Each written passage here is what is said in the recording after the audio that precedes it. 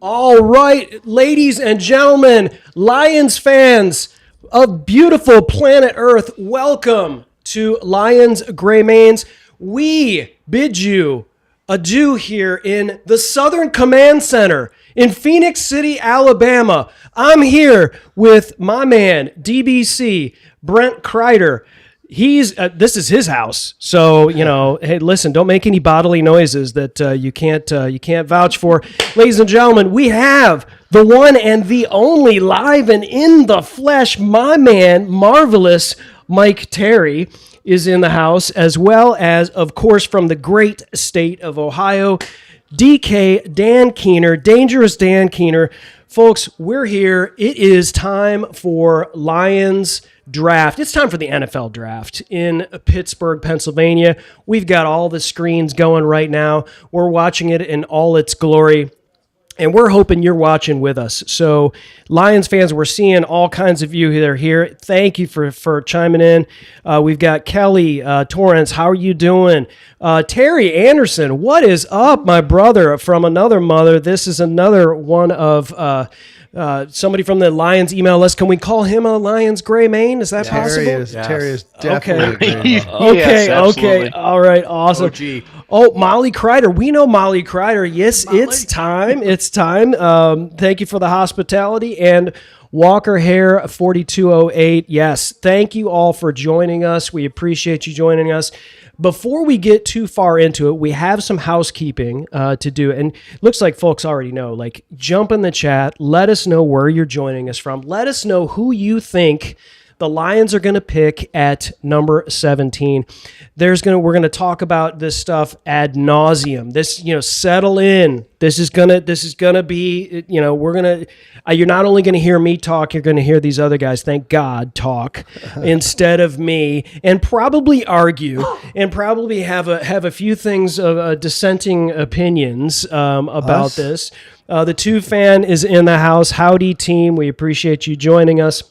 And so some of the housekeeping things that we're going to talk about, the draft itself is going to start here at the top of the hour. And when it does, there's a couple of different things this year about the draft. And the number one thing that we want to talk about is the time limits. And so you've got the first round is going to go a lot quicker, a lot more quickly than it has in previous years. We're hoping. So we're only going to be doing 8 minutes per team for this. And I would assume this includes possible trades and things, all kinds of things going on. So 8 minutes. So we're not going to be sitting here for 15 frickin' minutes while, Mike Vrabel decides to do something, although Mike Vrabel's not deciding anything today. Apparently he's not even in the draft room for the Patriots, but I digress. And then tomorrow when we get into round 2, it's going to be 7 minutes. And then rounds 3 through 6 is 5 minutes per team. And then round 7 is going to be 4 minutes per team. So this is hopefully going to go more quickly for all of us. And of course, the Lions draft picks that we're going to be talking about just tonight, well, mate, the way Brad Holmes goes, you never know. We could have more than one pick tonight, but generally we feel like there will be one pick, and we know right now that it will be pick 17th overall. And of course, many picks that will be in round 2. Of course, right now we don't have a round 3 draft pick. Multiple picks in round 4, multiple picks in round 5, 2 in round 6, and 1 in round 7. So this is going to be just going to be awesome. So what I want to do is, we're in the home of DBC, Brent Kreider. So I want to roll it over to Brent, and then we'll roll to the other guys. Brent, thank you for having us here in the Southern Command Center in Phenix City, Alabama, where the skies are dripping with blue Kool-Aid and cornbread, and of course, Lions optimism. Brent, who are the Lions picking at 17? I think you guys know you're in a Detroit sports fan's home, right? I think so. I think there's a Pistons sign over your shoulder here. There's a Tiger sign. There's Lions. There's a Michigan stuff around here. And listen, I'm saying that because there's an Ohio State fan that is within our midst as well. We want listen, Dan. Best rivalry in sports. That's right. And listen, Dan's got to be a little upset. Half his defense is going to get drafted in the first 10 picks. So that's good for Michigan. There it is. There it is. There it is. Brent, you're skirting the question. Yeah, the answer to the question is I have been saying for months, and Chris banned me from saying trade down on the last show because it's become a drinking game now, yeah, so that's okay. You could cheers, cheers, right? Cheers. It's bad. I don't know. It's bad luck to cheers with water, I guess. But the Detroit Lions, my goal is to have 6 picks in the first 100. I want the Lions to trade down. Be nice. And pick up the talent that's in this draft from 14 to 45-ish is very equal. And there's a lot of positions of need in that range. And so I'm of the opinion that for us to trade down would be a good thing and stockpile picks. So we're gonna dig into all this, right? Yeah, absolutely, absolutely. And to my right and to your left, we have the one and only Mr. Mike Terry. Mike, welcome to the show, live and in person. So you have joined us on the last couple of shows for the mock draft, and I know this has been this is something that you and Dan and Brent have done for years, and so it's a joy that I finally got to meet you, my man. Same. And I'm super excited about that. But let me roll it over to you, Mike. Who are the Lions picking at 17?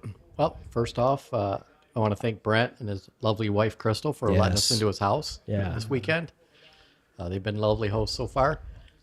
I, too, would like to see a trade down, but if I had to pick, I'd say Blake Miller. Blake Miller out of Clemson. Right tackle. I like that. Yeah. I mean, he's kind of like Taylor Decker for the other side, right? Yeah, when we get into it, there's going to be a lot of discussion about that position. Yeah. Well, my man DBC DK, Dangerous Dan Keener, you've been patient, my friend. I know you've got opinions. I know you do, and I know you're not thinking that Caden Proctor should be the pick at 17. So let's just take him off of your board, right? But I'd love to hear your thoughts, Dan. Who are the Lions picking at 17? Well, I've made peace with the Proctor pick if it becomes to fruition, just because of 2 guys on the Lions already. Hank Fraley and Penei Sewell. I think those 2 guys can get him in shape and well, not necessarily in shape, but keep him in shape and keep him, focused and stuff. But having said that, the amount of smoke coming out on this trade up stuff is either the biggest psyop you've ever seen or there's something to it. And it's all about potentially if one of those prime defensive players, Bain or Styles or Downs, slips down into the teens or early double digits, that Brad may go up and get them. And we just don't have a ton of ammo to do that unless you start dipping into next year. So I like, much like Mike and Brent, I would prefer we don't do that unless he gets down to about like 14. Then it's not that big of a deal. You're only moving up 3 spots, probably cost you a 4th, maybe next year's 3rd. But I am going to stick at 17 if we stay there, and I am also with Mike under the impression that Blake Miller will be our right tackle of the future if he is there and we are picking at 17. I think that's solid. I think I would have told you prior to the last couple of weeks since we've been doing mock drafts. I mean, Proctor was certainly kind of what I was thinking.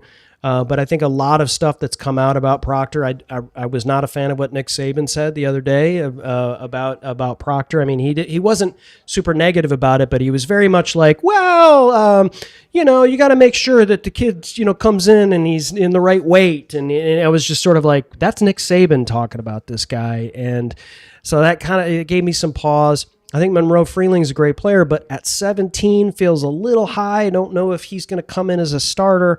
So I do like that, and that's kind of what I'm hoping is that they do trade down, and they do get maybe a Monroe Freeling by trading down, or maybe some of these other players. But so Dan's saying that there's a possibility. Well, possibility, kind of what we would like to see is Holmes moving up from 17.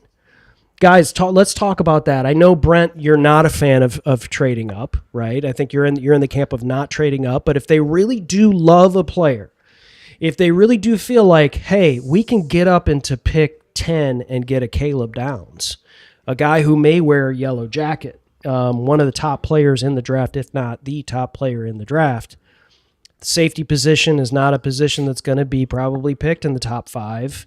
But if some of these guys, this top tier start to fall, start to feel like, maybe, Holmes has only moved up that far maybe to get Jamison Williams. Is that right? Historically, I don't know. We traded back for Gibbs, right? Traded back for Gibbs. Yeah, we went from 6 to 12, I think, Brent, right? Yeah. For Gibbs? Yeah, I think so. But Mike has a better memory than me on those things. So we also have access to the internet, so we can certainly look at we can look that up. That's right. SC4R, I love something. I don't know if I can say that out loud on the internet, but Ola, we appreciate you. We appreciate you joining.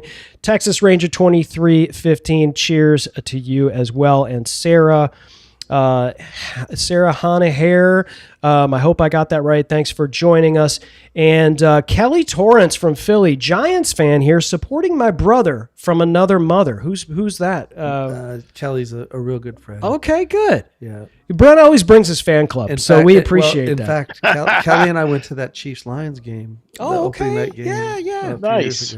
I was there with my son as well. That was a fantastic game. Well, Kelly, thank you for joining. You're from Philly, but a Giants fan. Yeah. Listen, that could be a whole podcast right there. But that's amazing. I'll tell you what we're going to be doing here, just to kind of help set the table, and we'll be talking and maybe asking some questions from folks that are here. Is, we're going to be focused on a lot of the teams that are either in our division or our opponents that we play this season. So we're going to be looking at, we already know who our opponents are. Obviously, we're playing, Vikings, Packers, and Bears twice as well, but those all pick after us. So as we lead up to the Lions pick at 17, we'll obviously, be looking at those picks, but also, is Holmes potentially trading up? Are there conversations being had? Every one of these guys are. Listen, we don't have our ear to the. We're not having conversations with NFL GMs, but we do know some people who know some people, and so that's what we're trying to do is maybe have those conversations in advance, guys. Hey, this is what so and so's hearing. We're seeing this, and of course, if we do get the pick before you might see it on your screen of choice, we're going to let you know. And so that's something that we feel like is something we may be able to add as some value to you. And listen, if you don't want it to be spoiled, I'm sorry. When we find out that, the pick for the Lions is, possibly Monroe Freeling, and it hasn't been announced on ESPN or NFL, we're going to post it, and we're going to talk about it, and we're going to start doing that. So everyone is kind of kick in, settle in, and let us know. I'd love to know from the folks that are in the chat, who are you guys thinking that we should get? And even if you don't know the players, and I realize not all of us are nerds like Mike Terry and Brent Kreider and Dan Keener and Chris Stone. Not all of us are nerds like that. Maybe you just figured, hey, I want a really good running back, or I want a really, I think we need a better safety or whatever. Let us know a position that you guys think. I think most people believe that the Lions are going to go offensive line, and most people believe it's going to be offensive tackle. I mean, we just talked about it, how many of these guys. And Brent pulled up something. It's just a screenshot from his phone of his iPad. So excuse the crude image here, and let me bring that into where you can actually read this. But this is the first position drafted odds for the Lions. So offensive line minus 300. Defensive line or edge plus 250, cornerback plus 650, linebacker plus 1,400. I think that has to do with available linebackers and scheme, probably more than anything, for our first position. I can't see them, drafting an off-ball linebacker in the first round. I know we love some off-ball linebackers, Brent, in this draft, but not in the first round, right? It depends. Oh, it depends. It always depends. We have our first argument of the live stream, and then let me just finish this off. Wide receiver plus 3,000. Guys, talk about this list as we get ready to hear Fernando Mendoza's name. Potentially, not potentially. He is going to be the first pick. Talk to me about Brent, the offensive line, defensive line, cornerback, linebacker, wide receiver conversation here. Do you feel like Lions are going to go anywhere else besides offensive line and defensive line? I think it depends upon who's there. Brad Holmes continues to maintain that he's going to go best player available.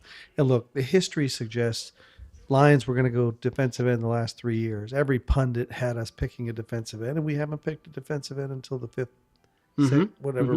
round last year when we picked up the kid from Boise State. So I'm a true believer that if he stays true to his word, we are not going to pick the 30th best player, even if they're an offensive tackle, just because somebody thinks that we need an offensive tackle. So I'm absolutely convinced that we may be disappointed if we're anticipating them signing an offensive tackle or drafting an offensive tackle tonight. So that, the reality being, what are the Lions' positions of needs? We have positions of needs at a lot of different places. Linebacker, safety, defensive end, edge, and an offensive line. And I frankly wouldn't be disappointed if they picked Ione. He's not a tackle. Is that going to upset the Lions base? Potentially, probably. But he's a day one starter, road grading guard. Yeah. Who's there? So and I know I'm couching my bets here, but I just can't see the Lions picking Miller at 17 if he's their 30th player on the board. Yeah. Dan, what are your thoughts? You think there's a chance? Let's just say, we talk about tackle, we talk about guard, and these are obviously huge needs, and sort of like these are the where we are at in 17. It kind of like there's guys falling in there. What are the chances that we look at one of these cornerbacks? I mean, is there a linebacker or another player that we might get in that spot without trading down and staying at 17? Yeah, I mean, if you stay at 17, he's going to take the best player available, and that could end up being, hate to say it, Kenyon Sadiq, the tight end from Oregon. I don't think so, but he could be the best player available there. But I'm with Brent. Vega Ione, the guard from Penn State, he fills a need for us because, Mahogany last year, he struggled mightily coming off the injury, didn't play very well, and that does fill a hole. And, I think we were talking about this earlier tonight. If you're going to draft Proctor, nobody really thinks he can be a long-term tackle solution at this point. His footwork and some of his other mechanics they don't lend themselves to playing, against speed rushing edges. He might be best suited inside. So why take a guy that's never played guard and try and force him into the guard spot when you can just draft the best guard in the draft? Totally agree. So I think Vega might be on the board. I don't think, despite them going and visiting that kid last week, I don't think wide receiver is on the board for round one. That would be nuts. So we spent both our third round picks in this draft on a wide receiver already. So I just don't see that happening. There's no quarterback worthy. We're not taking a running back here. Sadiq, I said, is like a long shot, but to me, it's going to be the linebacker. I know who Brent likes. I don't think he's first round material, but he's definitely comes into play if we trade back, and that's the kid from Texas Tech. Another Rodriguez. Yep. Rodriguez. Yep. And then the other kid is CJ Allen. I don't know if either one of their skill sets one-for-one replaces what we lost in Anzalone as a guy that's as an exceptional coverage linebacker, but they are both really good linebackers. And if something were to happen to Campbell or Barnes, they could be plug and play. I mean, they take up a learning curve, obviously. But, there's a lot of edges there. There's TJ Parker. There's Keldrick. Is it Allen from Auburn? Falk. Keldrick no, Falk. That's not right. Keldrick. Falk. Keldrick Thank Falk. you. Excuse me. Kendrick Keldrick. He's there. A couple guys I'm not big fans of. Not a fan of Cassius Howell. Don't like the no wingspan. And even Falk, I'm not a huge fan of. His production dipped mightily. I don't really care for TJ Parker either from Clemson, but any one of those could be an option if the Lions are looking to get a bookend anchor that is a run stopper, because all those guys do stop the run pretty well, except than Howell. Sorry. But honestly, I'm not going to discount the moving up thing, right? Yeah. And yeah. if they do it, the place to watch for is if the guy they're looking for, which is probably going to be a defender, one of the Ohio State guys, Styles or Downs, or potentially if Bain for some reason were to slip, right? Mm-hmm. The spot to watch is number 13, where his old buddy Les Snead is sitting right now with the Rams. Yep. And might be looking to trade with Brad and allow Lions to move up and pick up 17. And that's a 4-spot move up. So you would probably be looking at probably next year's second or third, plus maybe this year's fourth, one of them. But that would be the case. Other than that, we're just going to see how this shakes out. He did a great job of leaving himself the ability to take any position. Like, we could put together a competent starting team today on the field. Whether Larry Borum is your best option at tackle, I don't know, or the kid, was it Wanham or whatever his name is that we signed for edge. Yeah, TJ but we do have a spot. We have starters at every position, so we are covered. So. Got it. And then I want to get Mike's thoughts here, but I want to give some shout-outs to some folks here in the chat. Kelly says Lions need to replace the hole on the offensive line. If not Proctor, Malu is a great pick. Malu? Maybe Lomu. Caleb Lomu. Yeah, Caleb Lomu. Spencer Fano. Yeah. I mean, I think Fano and Lomu, I mean, though, I've seen mocks have those guys gone before they get to us. Great tackles out of Utah. Lomu being left tackle, and Fano being right tackle. I mean, I think at this point, I'm still of the camp of getting a tackle, getting the best tackle, no matter if it's a right tackle or left tackle, and then Penei Sewell moves to whatever the other available tackle is. Terry Anderson says, I think that changes tonight. Defensive end or outside linebacker. So Terry, give us your pick, sir. He says, grabbing Vega wouldn't break my heart as well. And Kelly says the only difference is the loss of Decker. Losing Taylor Decker changes the calculus. Listen, I mean, Dan, you'd know, I don't think they've replaced or found a Lion for number 68 yet. And Decker still is a free agent. I said 2 months ago that don't be surprised if he ends back in a Lion. Listen, and I don't know if we want him. I mean, we're gonna find out. I don't think they're going into this draft knowing whether or not Taylor Decker is going to. I mean, you can't. You just got to go thinking he's not here. He's not the player here, and so we need guys that are going to play. And the argument is, though, if you end up not drafting a right tackle, as everybody, as a lot of folks seem to want the Lions to do, you don't draft that right tackle. What are you going to do? You're going to be on the phone to Decker, saying, "Hey, give it a 1-year run. We'll write off the rest of your signing bonus instead of asking for it back." What about all the bad blood that they had, and he said, Decker, I took his ball and went home because they didn't give him the contract he wanted. Decker didn't have his phone number. Have his phone number. Right. Right. That's what Decker said. Mm-hmm. He lost Holmes' phone number. Listen, all bygones are bygones if you're playing football for the Lions, and if he plays well, I'll take him back. I don't care. Come Monday, though, Chris, interesting wrinkle. Come Monday, none of the free agents out there count against the formula for compensatory picks. So guys like Decker, guys like who's the edge from Buffalo, from Iowa? Espinez. That kid's out there. Obviously, DJ Reader for us is going to sign with somebody come Monday or Tuesday, probably the Giants, it sounds like. So these guys don't count. These vested veterans aren't going to count against any comp pick. So you're going to see a slew of them sign after Sunday or as effective Monday afternoon because of that factor, and then teams also not getting the position they thought they were going to get in the draft. So I think we're just in it with Decker as much as any other team. So, he resides in Arizona in the offseason, but, again, outside of the Cardinals, and that would be probably just for a payday. I can't see him really looking to go anywhere else at this point. I don't know if he sold his local property. I assume he had a house in Michigan.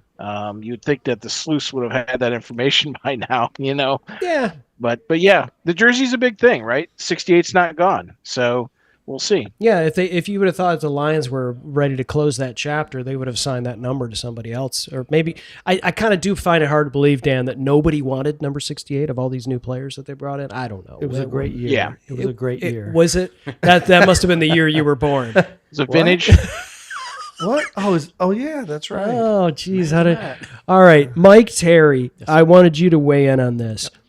Offensive line, the odds of us getting offensive linemen, obviously negative 300. Everybody thinks it's going to be tackle, maybe guard. What are your thoughts on maybe the Lions going linebacker? No one here thinks that we're going to go with a cornerback in the first round. I think wide receivers, why is that even on the list? You must want to lose money if you want to bet that the Lions are going to pick a wide receiver. But what are your thoughts? Do you think it's possible, Mike, that the Lions could zig when other people think they're going to zag? Oh, it's definitely possible with Holmes. You never know what he's going to do. Yep. Again, if he was to trade up, he's trading up for downs or styles. That's it. Yeah. I don't think you got to get a playmaker, a difference maker at that position. Those are the only two that would fit that need. If they don't go tackle at 17 and stand pat, Messidor is going to be there. Yeah. There's your edge. Brent and I have talked about this a lot over the last couple weeks. If you get lower in the draft, there's equal value at the offensive tackle guard position. You're not going to get somebody like Vega, but Blake Miller and those guys, there's some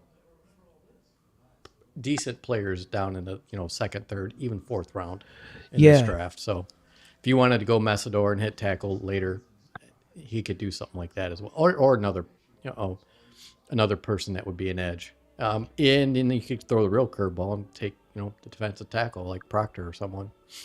It's probably a little bit high for him, but yeah, there's a part of me that thinks like at 7, this feels like a safe spot for us. We know we have a number of holes, guys, that we got to fill. We don't know what's going on in the safety position.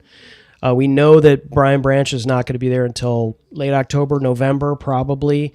And we don't know what we can count on with Kirby and what's going on with his knee. And so, we're going in with Avante Maddox and Lauren Strickland, the kid we got out of Georgia last season, Jackson, Thomas Harper. Thomas Harper. Like these are Legion of Whom guys, not guys we feel great about starting every Sunday.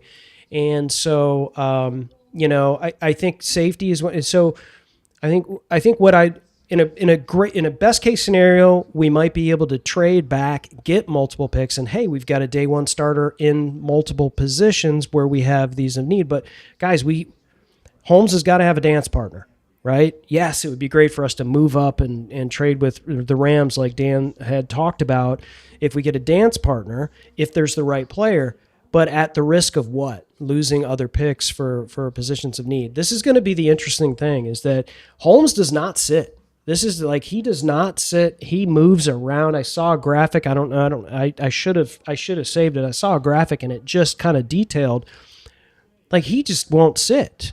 Like folks, we'll be sitting here and going, oh, the Lions don't draft for another, round and a half, and then all of a sudden, 30 minutes, and Holmes just traded up to get, that happened with Isaac Tesla last year, right? I mean, it gave up kind of a ransom to do that. So I think we have a multiple positions of need, guys, and we're just gonna have to fill them, and trading back, guys. When we did these mock drafts, that felt like after we did a couple of them, we're like, boy, I tell you what, when we started to accept some of these trade offers, this all of a sudden this looks pretty good. We're able to fill an edge. We're able to fill a tackle. We got a safety for in the third round. Like all these things because we started trading. Now this was a AI simulation.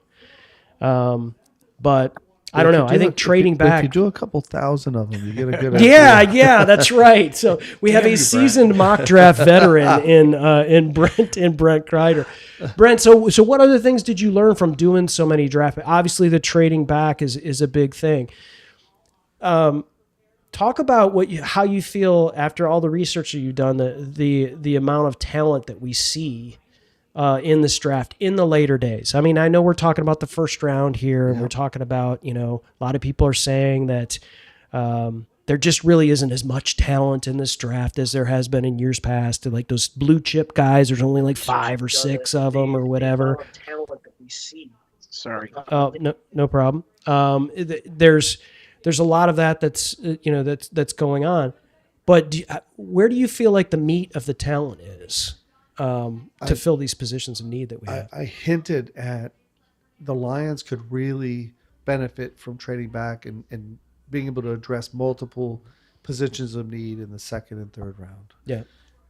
And that's all about tomorrow night and Saturday morning, tomorrow night. And then on Saturday morning, what we'll get into are those 4th, 5th, 6th, and 7th round picks. And what the draft could afford the Lions to do, the opportunity to do is, if you trade back, if you trade up, both of those paths lend themselves to the Lions being able to get positions of need based upon the direction that they choose to go with the first round pick.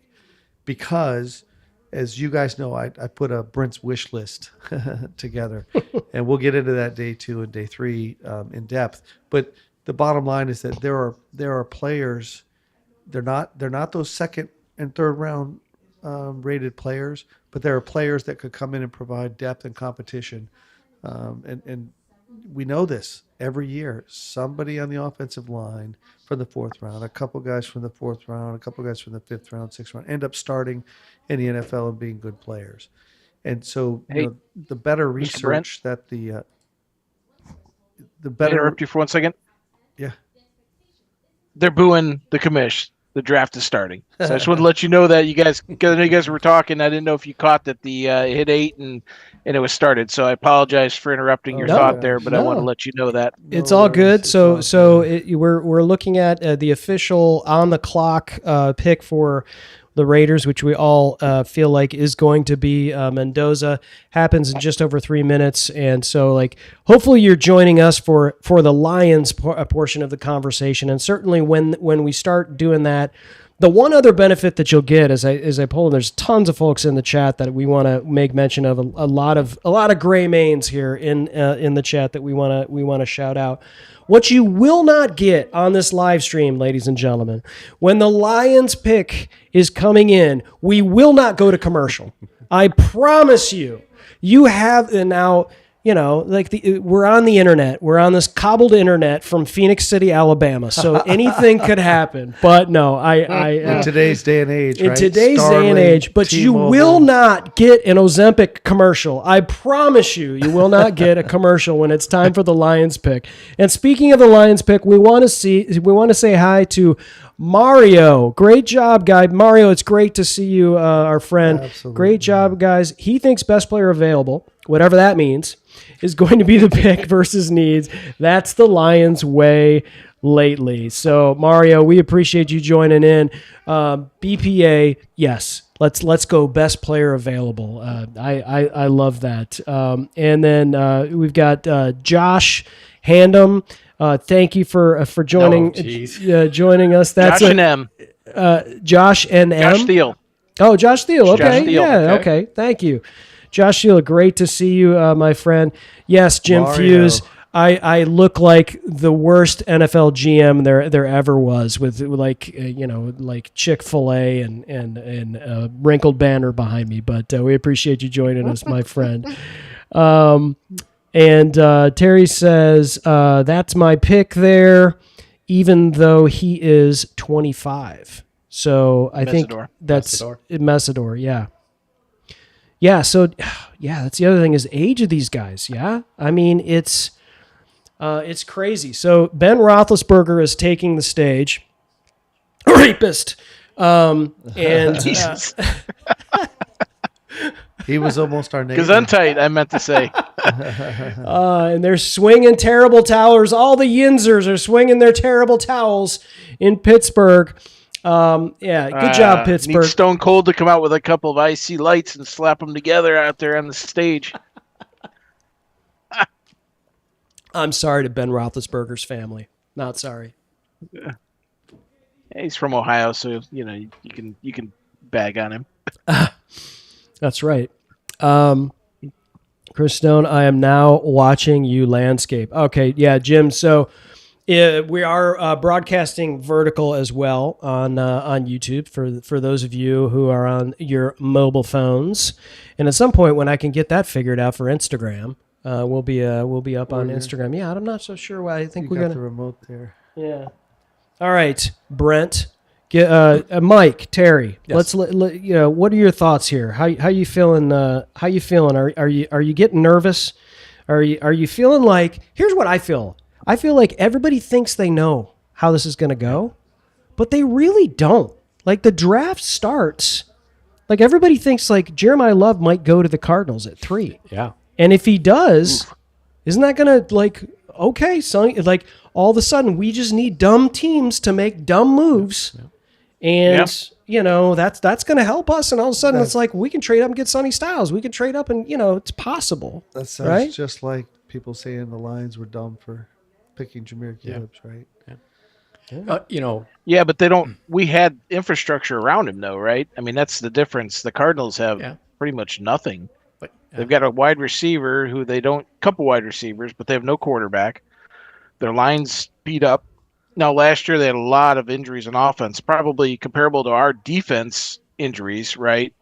But still, it's hard to. Do you want to take a guy who's got a 6-year career or 8-year career and slip him in there without any supporting cast for a couple of years?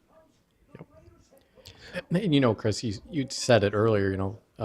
Brent and I, Dan, a few other people that are on the chat here, Terry. We've been doing this for a long time. We started out on AOL AIM. Yeah. And I mean, this is our Super Bowl. Hey kids, we're on AOL Instant Messenger. Well, I remember when I got the disc, the floppy disk in the mail for USA Today back in 1991. So this is our Super Bowl. I mean, the Lions have gotten much better in the last few years, and I do think they're still a Super Bowl contender, whatever most other people say. It's always fun. You never know what's going to happen. Like you just said, Arizona could come in and just disrupt everything. That's been a lot of talk the last few days. I was driving down to Alabama and listening to NFL radio, and almost everyone there said Arizona's going to take Jeremiah Love. Wow. And then what happens? What's Tennessee going to do? And this is going to the ripple effect. Then again, if you can't get Sonny Styles or Caleb Downs, just hold tight or trade back. There's no need for anybody else. That's only a other great guy point. might be Bain. Maybe if he slides. Maybe, but I don't think he's going to slide. I mean, once Reese and the other kid from Bailey, Bailey go, Bain's the next hottest guy on defense, right? Unless you need a safety or a linebacker. So I don't think Styles gets past Dallas, and I don't think Downs gets past either of the Ohio teams. So. Well, the Jets, or not the Jets, but the Giants, they got 2 draft picks. Yeah. And they do. That's true. Harbaugh had Kyle Hamilton, and before that, he had Ed Reed. So, he may want that middle of the field. And we think they're going to backfill that position with DJ Reader that they sent back into Cincinnati. So that leaves them the ability to, pretty much get whatever they want at 10 with whoever's available.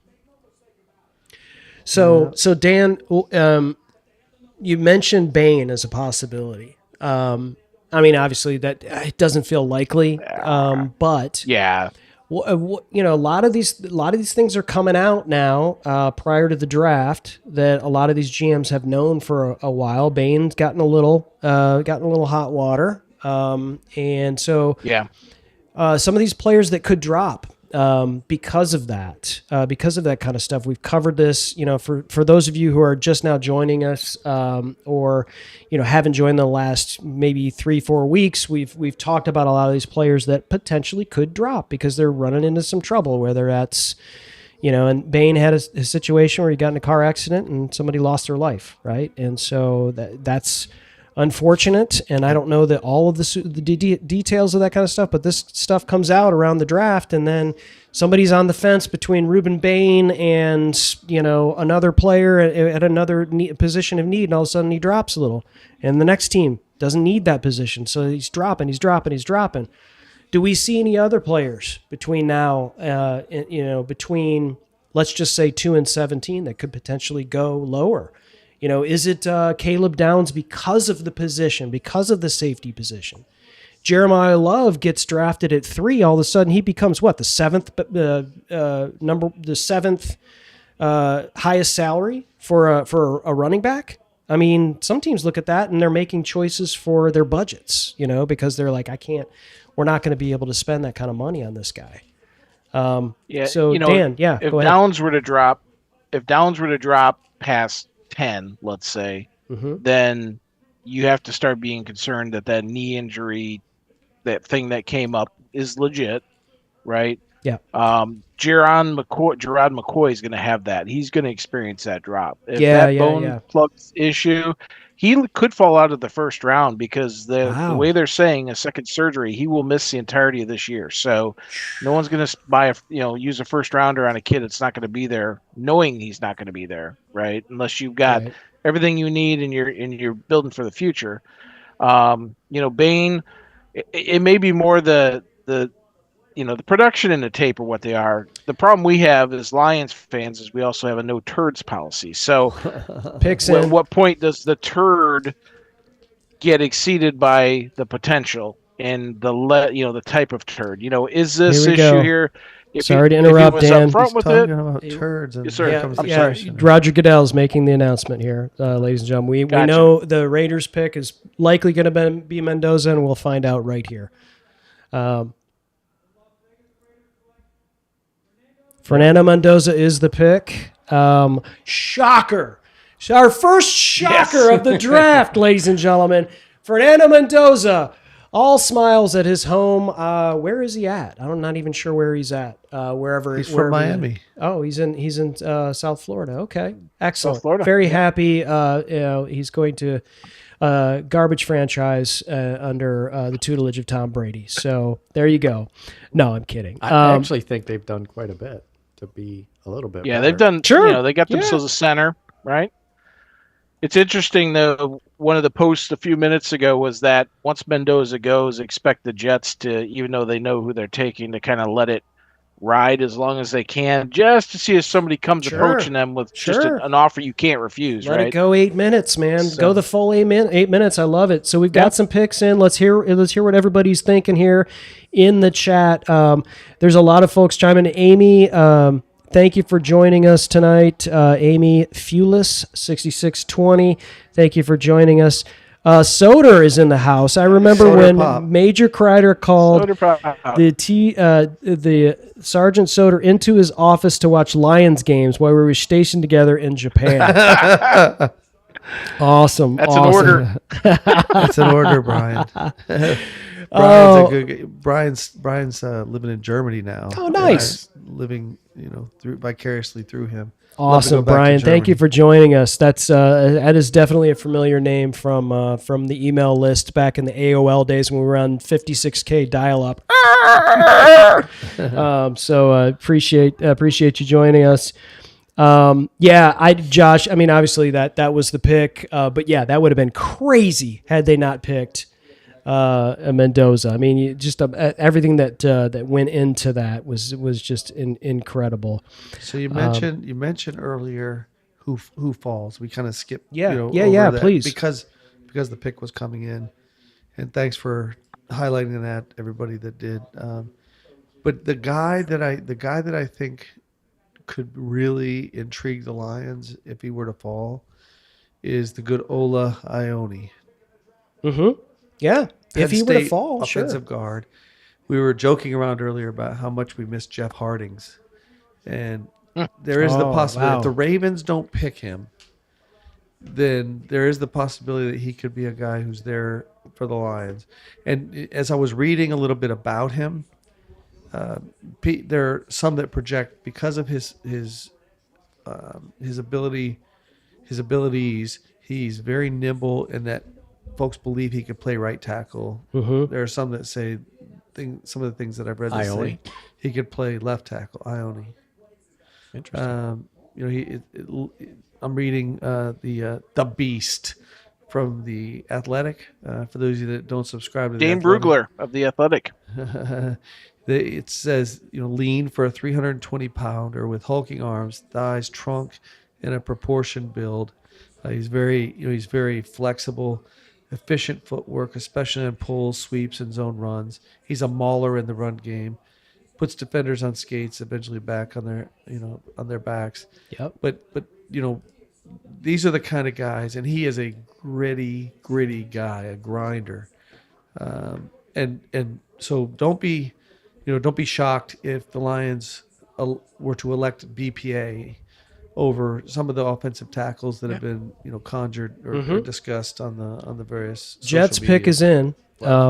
Jets pick is in, This is not and gonna be so a hard one. this is I mean, they're showing Arvell Reese in the back, not talking to anybody on the phone. I'm always looking at that, but I'm thinking to myself, maybe that shot was from 5 minutes ago, right? Who knows what they're doing? Take Arvell Reese. They may take Bailey. I think it won't be Reese. I believe it's going to be Bailey. You're gonna be Bailey is the pick. I see. Okay, all right. Do you know something we don't know yet, Dan? Dan's like, Thunder Thumbs over there on X, getting the pick before the pick. Josh says, I'd let Pittsburgh trade up with us to nab them. And Mario, yes, 8 minutes per pick now, which is, I'm loving this already. Yeah, it was like, fast. it just felt like we just got done talking about Mendoza, and here we've got the Jets pick coming in.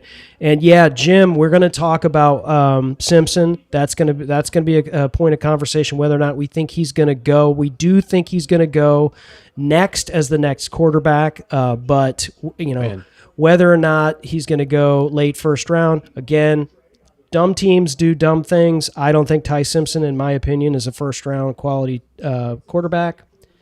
But here we go. Here's the Jets pick. It's in. The commish is up. This is gonna be Bailey or Reese.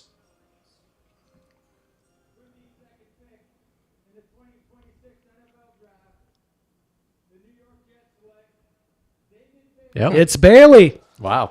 Wow. It is Bailey. Wow, even after all of the stuff on the sideline with the photographer and stomping on the dude's head on the field, is this guy the new Ndamukong Suh, Dan? Now, didn't they, Aaron Glenn's kind of guy, apparently. they canceled their on-site visit with him earlier this week. Really? And they said that they canceled the on-site visit because they had everything they needed on him and they didn't need anything else. David Bailey, edge out of Texas Tech, phenomenal talent. There's no question the guy, phenomenal edge rusher. I don't think that was, and body type, everything about him is like prototypical edge rusher. Jets are going to jet. Yeah, well, curveball though. It is a curveball. On most boards, he's number 7 on the beast. He's not even the top linebacker or edge. What are the concerns at the from the beast? Is the concerns anything on the field? I mean, I didn't see anybody that looked at this guy and said his measurables were all exactly. His size is a bit of a concern because he's not going to get much bigger than 250, right? He's more of a edge, like truly more of like a specialized rusher. Might be a liability in a run. He's not a run. So mediocre anchor and can be moved, especially by doubles and angle blocks. Inconsistent instincts and hand use for quick sheds. Some tightness and movement, especially at the top of his rush. Only one full season as a starter. Yep. Interesting. So, real quick, just to go back to what you were saying, Brent, about Ione, and here's a pretty good resource for everybody listening. If you go to NFL.com/IQ, they've got the big board, and it's got it broken down by each position and where they think people are going to go. They've got Ione as a top 15 player. Yeah. So Mm-hmm. Yep. And I mean the point that I think we've made all along is, and I really want to get into this over the next couple hours. The Brad Holmes, what does it mean that he's completely reevaluated his draft strategy? And frankly, his success in the first and second rounds and hit a few hits here with Amon-Ra and others. He hasn't had the same success, and there are talented players every year in those 3rd, 4th, 5th, 6th, and 7th rounds that end up playing in the NFL. And so I'm hoping that what we see is success in finding those talents across those rounds. And but it's just one of those things that I wanted to raise for us to talk about later, or whatever you want, Chris. You're the producer, director of Great Listen, Mains. like you bought me a barbecue sandwich tonight. You make the rules. Speaking of make the rules, Jim Fuse is chiming in. He says Gary V needs to make more money to save the Jets. So our first firecracker response from the chat. From your partner, your business partner. I love that. That's right. Penn State guard. Yeah, Josh would love to see. Would love to see that Penn State. I mean, the dude just feels like a Detroit lineman too. Just they're guys. Look, I've done so many mock drafts. I can tell you there are so many players that I would love to wear Honolulu blue, and I wish we were in a situation where we had multiple draft picks in the first and second rounds, or even the third rounds. And so I'm hoping for some creativity from Holmes. Yeah. Won't be disappointed if he picks a player that's supposed to be picked in the top 15 at 17 at all. I just I'm trying to think of ways to build depth, and the last 2 years, what has bit us? Injuries. Depth. It's Injury. going to be interesting. And depth, right? Sorry, I thought you were done, Brett. No, I'm done. Yeah, no, please go ahead, Dan. Yeah. Thank you. It's going to be interesting now. I mean, let's talk about what just happened here, because now Arvell Reese, There we go. Yeah. who everyone thought was going to the Jets, We all is did. now Yeah. sitting there. And the Cardinals, who desperately need tons of stuff, and let's just be honest, the next all the way down to pick 9, every one of those teams has a need for an edge or a linebacker. Yeah. So the Cardinals have just picked, according to the The pick. The pick is in. It's a minute 17. Who is it? Cardinals. Yeah. No, I don't know who it is. Oh, The thing's gone. I Yeah. thought he said love. Did he say love? Actually, I you know thought what? he said It love. doesn't matter, because that is who the pick is going to be. It appears is that they are taking the running back, even though Reese is sitting there and Really? they have a desperate need They should have at both traded. edge and linebacker, which Reese can play both. Well, they're going to be spending So, a lot of interesting. money on Jeremiah Love. I mean, listen, he's a great. He looks like Yeah. he's going to be a Great great running talent, back. But That feels like. yeah, go ahead. Sorry. No, you're That good. feels like a pick to put butts in the seats, Oh yeah. right? Oh, they need Sell that. tickets. Yeah. Well, they could have done that, Dan, by picking the best player available. Well, that's too. They could have. Because you'd win more Why games. build it? Why build a team? But now you're looking at the ripple effect. Now, Arvell Reese is now at 4. That moves everybody else down that was up there. So And Yeah. I hate. He won't to get say past it. the yeah, Browns. your scenario Yeah. might be coming true, Dan. Well, yeah, that's exactly what I was going to say. I Oh, they're hate to admit showing- it, but Dan's scenario's starting to play out Yep. here. They're showing Jeremiah Love and he looks happy. Jeremiah Love looks happy, ladies and gentlemen. I think we're going to have our first running back. He's a chiseled. When's the last man. time a running back's gone this? Well, Genty went. Genty, and then the Barkley was Atlanta second, Falcons right? picked. The Bijan. Falcons picked Bijan Genti at was 6. 4 or 5. What Bijan it? was 7th, I think. 7th. Okay. Oh, Genty was 6. Yes. So this is And if when this Gibbs was happens, picked, which we somebody think was it's going to picked be before him. Jeremiah Love right Bijan. here. This would be the highest pick for a running back since Barkley. knows? Barkley. Saquon. Okay, interesting. Yeah, Wow. but you had guys. I mean, running backs really have been deprioritized in this passing NFL that we have. Oh, unless you get a Jamar. And Chase. this Rappaport is- said no calls came in, so Oh, they wow. didn't. They Here just it went is. with their pick. Jeremiah Love is Jeremiah the pick. Love, the Holy Cardinals. smokes! Cardinals be cardinaling. This is and there were some people that made this kind of mock, and there was a lot of talk to Mike's point earlier about Love being the guy here. But boy, if you're a Tennessee Titans fan or you're a member of the Tennessee Titans brass right now, you just were salivating way too early about Cam Ward handing the ball off to Jeremiah Love. in that Can you say offense. this is best player available though? 100%. For the Cardinals? I mean, for the yeah, Cardinals. For the Cardinals, I mean, yes. he's the best player I available. think Yeah. Caleb Downs is the best player available, yeah, but he won't but- get drafted until whenever he does. But I think for them, yes, yeah. I mean, who's I don't follow the Cardinals that much, but I mean I know they got rid of Kyler Murray. Who's their quarterback this year? We're set, maybe. Yep, Yeah, Jacoby Jacoby Brissett, but Brissett. he's sitting out. He's not participating off Nice. Yeah. off-season activities. Well, maybe Simpson. They're hoping Simpson will fall to him in too. Yeah. Yeah. All right. Jeremy Pulsifer just landed in North Carolina yesterday. Too many Honolulu blue jerseys. What's up, Jeremy? Thanks for joining us. Looks like the entire pit area is on the draft, but I think there's more people in Detroit. But these Yinzers, they're gonna say that there was more. That's just kind of the way it's gonna be. Chris, can I just add? I am so happy to see the old Lions list. Yeah. Guys, 100%. Josh and Soderpop and Jeremy and Terry and Simon. Where's Simon? Oh, he's sleeping. He'll be up in a bit. He's asleep. We talked to Simon earlier. Alarm to wake up. Just for everybody's knowledge, we spoke with him before he laid down. But Simon will be on later. So for those of you who just joined us, number one pick was absolutely who we thought, Fernando Mendoza. To the Raiders. Number 2, David Bailey, the first slight surprise, the edge rusher out of Texas Tech, going to the New York Jets.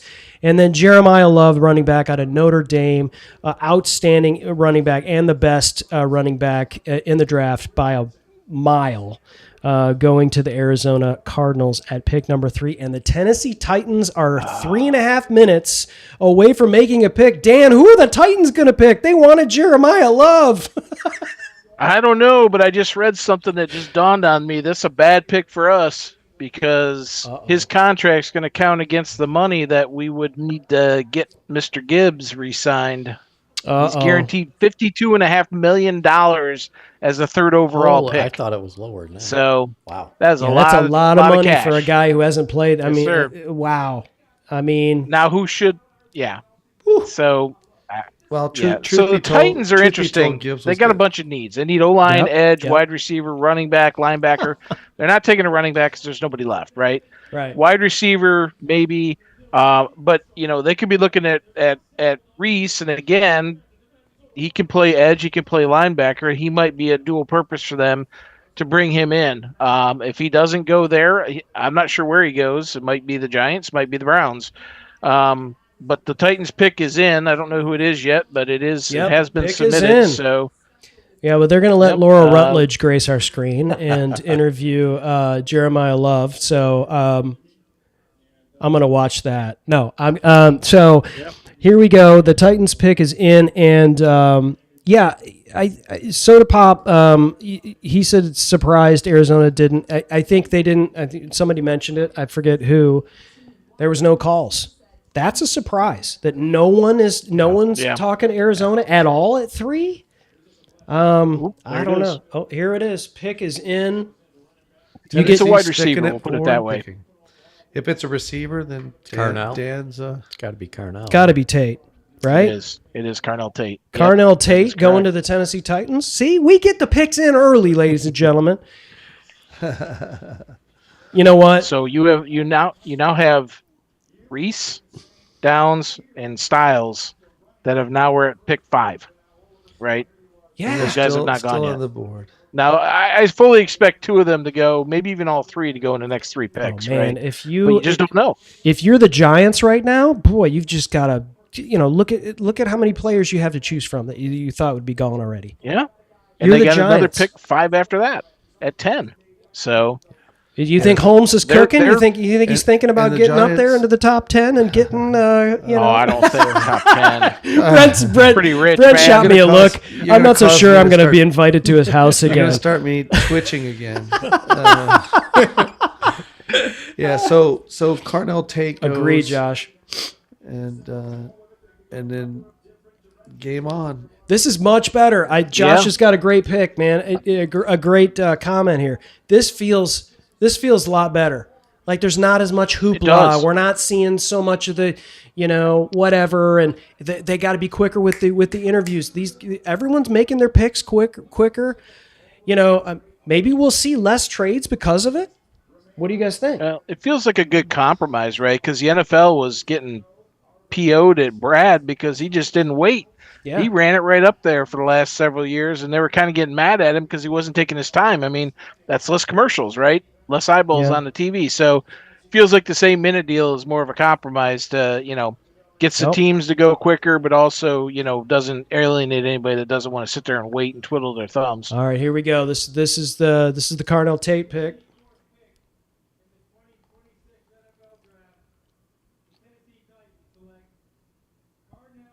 I just heard talk about the 8 minutes.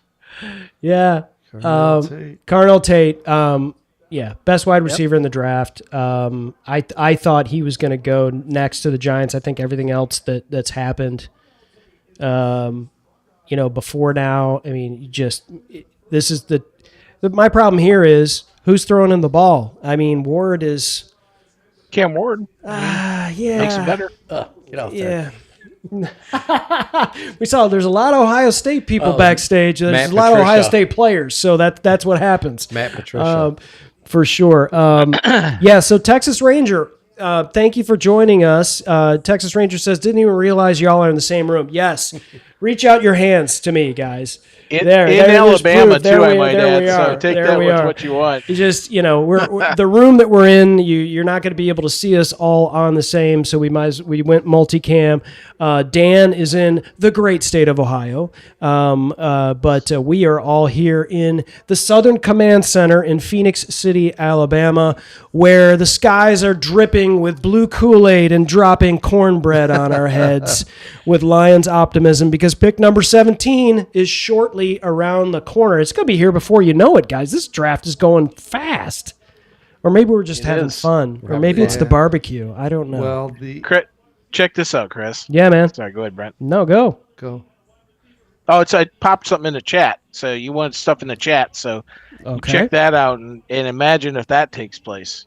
I mean, we're talking, draft day, keeping secrets from stuff here right now. From the crowd, we got to share this. We got to share it. Here we go. I'm going to share it. I don't even know what it is. Benjamin Solek says, Giants on the board with Reese, Sonny, and Caleb all available. Imagine if they go Tyson. The wide receiver. Well, no. They're picking. They're picking fifth, and Kelly says that they want Tyson. Kelly Torrance posted on the chat here that they want Tyson. And so listen, they need a wide receiver. Let's play this out though.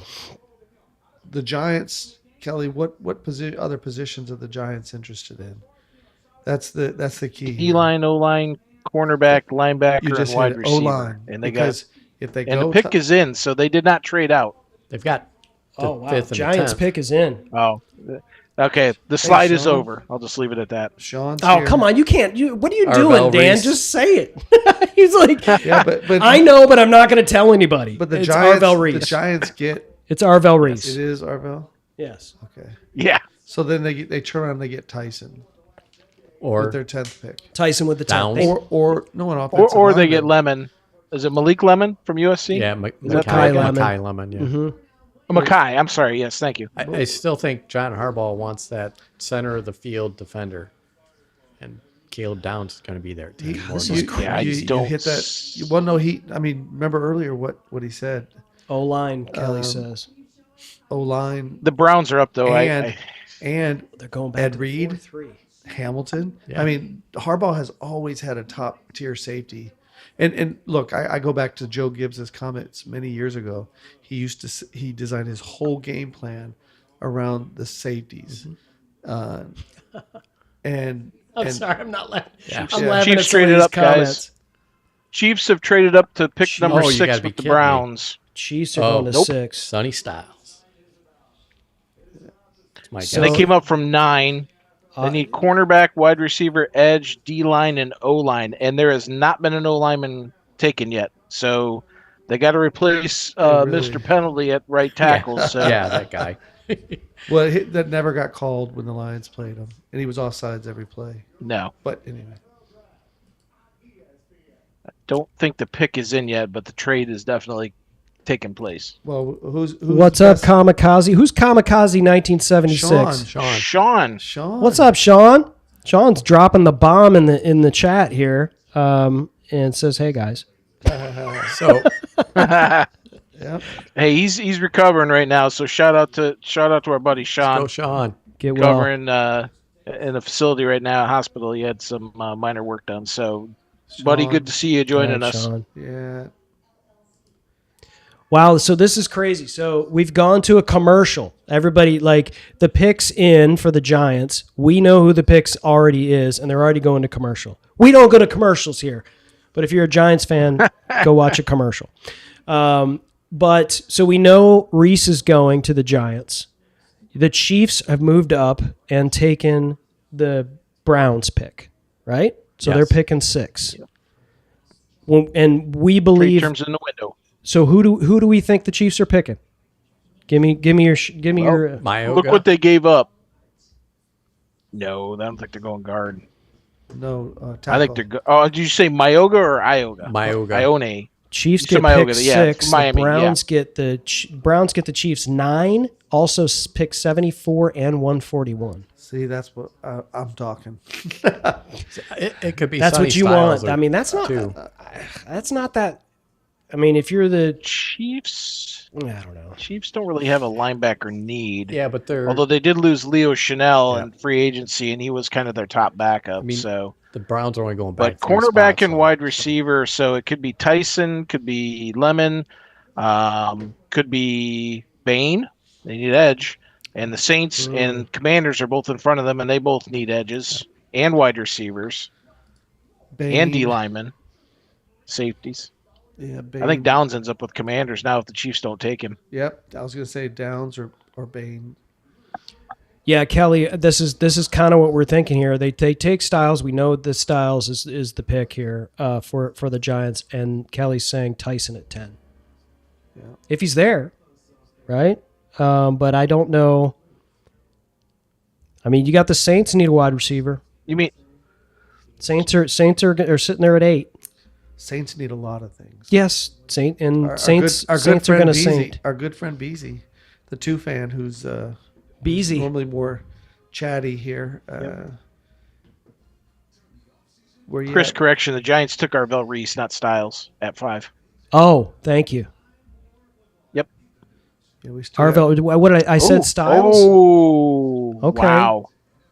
We're 2 picks behind, but I already know who the Chiefs are taking, and it's going to throw another curveball at Let's this draft. go. What do we Brad's got? coming up, guys. So we got breaking news. Arvell Race is going to the Giants, and the Chiefs get who? They're taking the LSU cornerback Mansour Delaney. Wow. Yeah, remember they traded their corner Yep. to the. They've traded like a corner the last 2 years, haven't they, Brent? Didn't they trade one of the Rams, and the year before one They to must the have really loved 49ers him. or something? You know, I mean, that's 10. that they went up and gave up 2 picks and He a was their swap top for pick. him. He's a Yeah, top that 10 was pick. their top need, according to NFL.com, was cornerback. So, offensive boy, tackle. Commanders, boy. Yeah, they got him ranked 9th here. But yeah.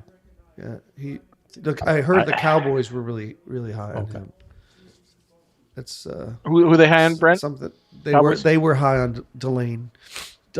Yeah. Mansour Delane. Delane. Delane and yeah. I mean, if you think about that, with Terrell, there was some flags that came up with him. I think he's coming off a major injury. And then, same as the kid from Tennessee, McCoy, who sounds like he's even worse off. So, so the Commanders are sitting here at 7 now. It's like both teams, Commanders and Saints, have desperate need of wide receiver, but they also O-line and safety. I mean, did Josh say that before they made the pick? Yep. So yeah, Josh called it. And look at Josh. Yep, he Yeah. called it before Dan called it. That It just popped up on the screen, Dan. I'm yep. sorry for interrupting you, but Mansour you're Delane was something he called before we got that in. So yeah, okay, good Josh, good who idea. are the Lions going to pick? Yeah, it's good, Josh. yeah. Let's see how good you really are, Josh. Yeah.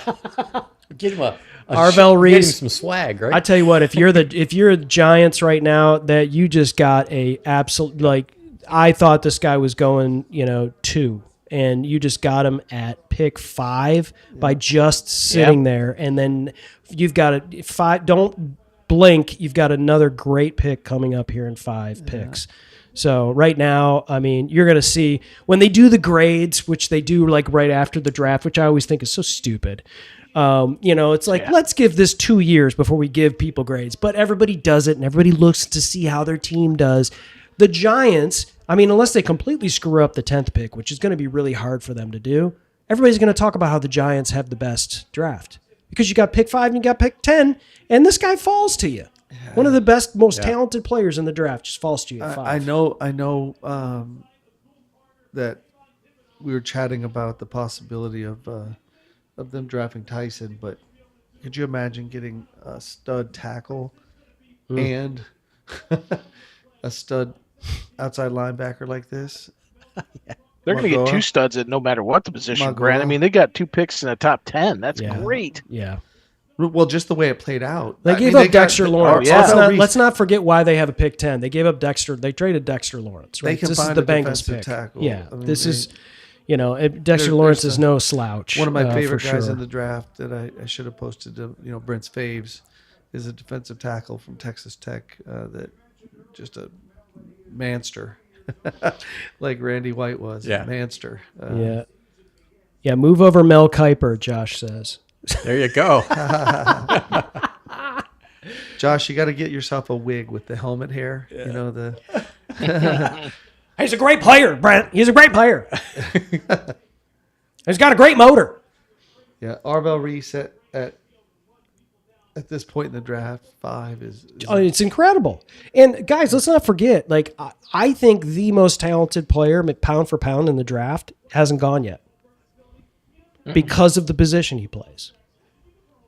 No one wants to pick a safety, even though he's an absolute, in my opinion, the most talented player pound for pound in the draft. I can hear Brad Holmes. Intelligent too. Yeah, 100%. Does everything you need him to do. Covers well, plays the run well, blitzes well, super smart. The entire defense was centered around. So you're looking at clearly the best defense in college here because all their players are now going in the first round. But their whole defense was centered around Caleb Downs, and this guy's not going. So I just wonder. So Jim thinks Washington might take Caleb Downs. They have the safety need. I wouldn't doubt it. Sam are still in Downs together. So we'll get to see Arvell Reese this year. The Giants come to Detroit unless we meet them in Germany. Yeah, gets to play against Penn A. Well, that's still a home game, isn't it? Hey, Dan, this comment's from Brian. I like our odds. All these OSU players getting picked and no championship last year. That one kind of hurt. Got the year before with all these guys on the team, though. So. Hey, Simon. Simon's up in England. Hey, Simon, welcome aboard. Welcome aboard. Evening, guys. Awake and ready to go. Great show. I tell you what, Simon, just some early takes. And for those who are just joining it, this has been a blast with the 8-minute picks. The Chiefs pick is already in. We already know who the Chiefs pick is going to be. It's going to be Mansour Delane. And we kind of knew that because, Dan's, got his finger on the pulse. Mel Kiper's, he's calling him, on side phone, on the bat phone. So he gets the picks early. But Simon, this has been a fun draft. We, glad you, that's my kind of trade. Next pick's in the chat. A third and a what? Oh, really? Third and a sixth. And that's official. All right. We're going to go ahead. We're going to go ahead and tell you, Jim Fuse, your team, the Washington Commanders, are going to be selecting linebacker Sonny Styles out of the Ohio State University. Pick. Great pick for the Commanders. Yes, great pick for the Commanders. And so, guys, I can tell you this already. We're at pick 7. We know the Saints are probably picking a wide receiver. Okay, here's the pick for the Chiefs. The Saints are open to trades, they said today. Ooh. Saints are like the Big Easy. So there's Mansour Delane. All right, so we know Sonny Styles. Jim, you're going to be so happy with Sonny Styles. What a great all-ball linebacker. Just an incredible freakish talent. Can't believe he was there. Oh. Can't believe he was there at pick number 7 for the Commanders. That's just outstanding. Saints on the clock. Not on the clock technically, but Commanders are technically on the clock, but we know who they've picked. So now that we know, guys, we're eight picks away. Caleb Downs has fallen. It looks like New Orleans Saints will probably pick a wide receiver, right? You still got maybe Well, there hasn't been one offensive tackle taken. Exactly. Yeah, that's right. Oh, there's going to be a run in the first round early. Well, it could be in the Lions middle. pick. Yeah. Could be in the middle. Well, no, they're talking about 10 to 14. They expect to see a bunch of linemen go, or be people trading up into that range to grab them to get ahead of like the Lions. Again, we don't know if that's right. We don't know if that was a smoke screen just to try and push other people down, Yeah. But yeah, that's the predicted area. So Cleveland, that's a pretty good trade on their part, I think. I mean, they're Cleveland, but you add. Well, yeah, they got two players. Yep. Was it 74 and 114, something like that. Well, they got and 9. And then we move back three. Move back. Three they're spots. swapping. They got a third and a fifth. Yeah, that's pretty good. Yeah, depending on what they do, right? Well, they so need let's see what they do. Tackle, yeah, right? They need. Yeah. Well, that's or going to another be quarterback. That's going to be one of the top 2 offensive tackles. Yeah. If New Orleans goes offensive tackle, which I don't think they will, they get the top offensive tackle in the draft, and they add a 3rd round pick. Yep. Well, the 6th is I think well, but I think the Browns are going to go O-line. Yeah, I think so too. yeah, I think we're. I mean, they let them need all a go in the quarterback, offseason. clearly. But there's, I mean, they literally all 5 of them, didn't they? I think they re-signed 1 of the 5. And DeJuan Jones is chronic injury issues, so. All right. So I know who the Saints are taking. All right, hit it. They are taking Arizona State wide receiver Jordan Tyson. There we go. O-linemen continue to fall. Unbelievable. I mean, we Caleb don't even need to Downs. move up if we want to get a guy. I mean, holy smokes. Fano? Ione? Mayoga? I mean, holy smokes. There's 1, 2, 3, 4, 5, 6, 7, 8 picks before us. I mean, unless you are enamored with somebody, that you're going to get one of those guys. Yeah, and I still think there's the possibility a couple more receivers go. Yeah. Because Concepcion. Well, and we know Cooper- Caleb Downs is going, right? Lemon. Yeah, we Lemon. had Downs. Yep. Downs. Yeah. Dolphins are the ones to watch out for Downs, assuming the Browns don't take him. They could get that Ohio State connection there. But if they go O-line or wide receiver, then the only team that really has a need for safety besides us, between the Browns and us, is the Dolphins. But they need a wide receiver and a cornerback and an edge. Yeah, this is Terry. I agree. This is very interesting. Sarah, we love you too. Thanks for joining us. Well, Josh, I hope we're watchable. Josh says the broadcast is almost unwatchable with all the social media links, but we all want to know the second it happens, don't we? Yeah, I mean, listen, you could either shut off social media and sit back and enjoy it, or you can go, or you can kind of nerd out like we're all nerding out. And I don't really care that Lynn Swan and Jerome Bettis are on my TV screen right now. I just want to know how it affects my Detroit Lions. And I'm thinking this is not going the way I thought it was, guys. I thought there would be some offensive linemen off, some more edges. Really, I mean, let's talk about best players available, guys. That matter to us. Brent's department. Well, now we can start. We got Brent stacking them up, right? Well, let's talk about it right now. So, you're right. Yeah, who we got? Your BPA right now, number 1 best player available is Caleb Downs. Sure, but Downs. he's not going to be there for us. We got to trade up to get him. How many picks? Right. How many picks till the Lions pick? We're 8. at number 8, and we know who 8's going to be. So 9, 10, 11, 12, 13, So 9. 14, 15, 8 16. total picks. 8 total picks. So you look at Caleb Downs. You look at Francis Magoa. You got Spencer Fano. You've got. I think we got a real Ruben shot Bain. at Fano now. Ruben Bain is Ruben definitely in there. And then Kenyon Sadiq. And Dylan Teneman. I don't know if he's there yet. Well, I'm just saying these are listed as the BPAs, right? Olivega Ione. Mm-hmm. And then whoever. Makai Lemon. Yep. Yeah, Lemon definitely. Yeah, Lemon feels like Keldrick Falk is listed Ram. really high. Yeah, I got him on here. Falk is listed really high. Browns are on the clock. And then the receivers, Concepcion and Cooper, are sort of wild cards. Yeah. Because if a team is really needing a wide receiver, which there are a couple here coming up, then you could realistically expect there to be a couple surprises in that. So very easily you could be looking at an Ione or Sadiq or we're going to get a good player if we stay at 17. Yep. Going to get a good player. Freeling's still there. For those folks that have been saying Caden Proctor. Mayuga, Freeling, Fano, those are the top 3 tackles, right? Yep. I think everyone kind of believes. Mm-hmm. And I guess Ione's Freeling probably may the not- best may- offensive may not be. lineman, right, Dan?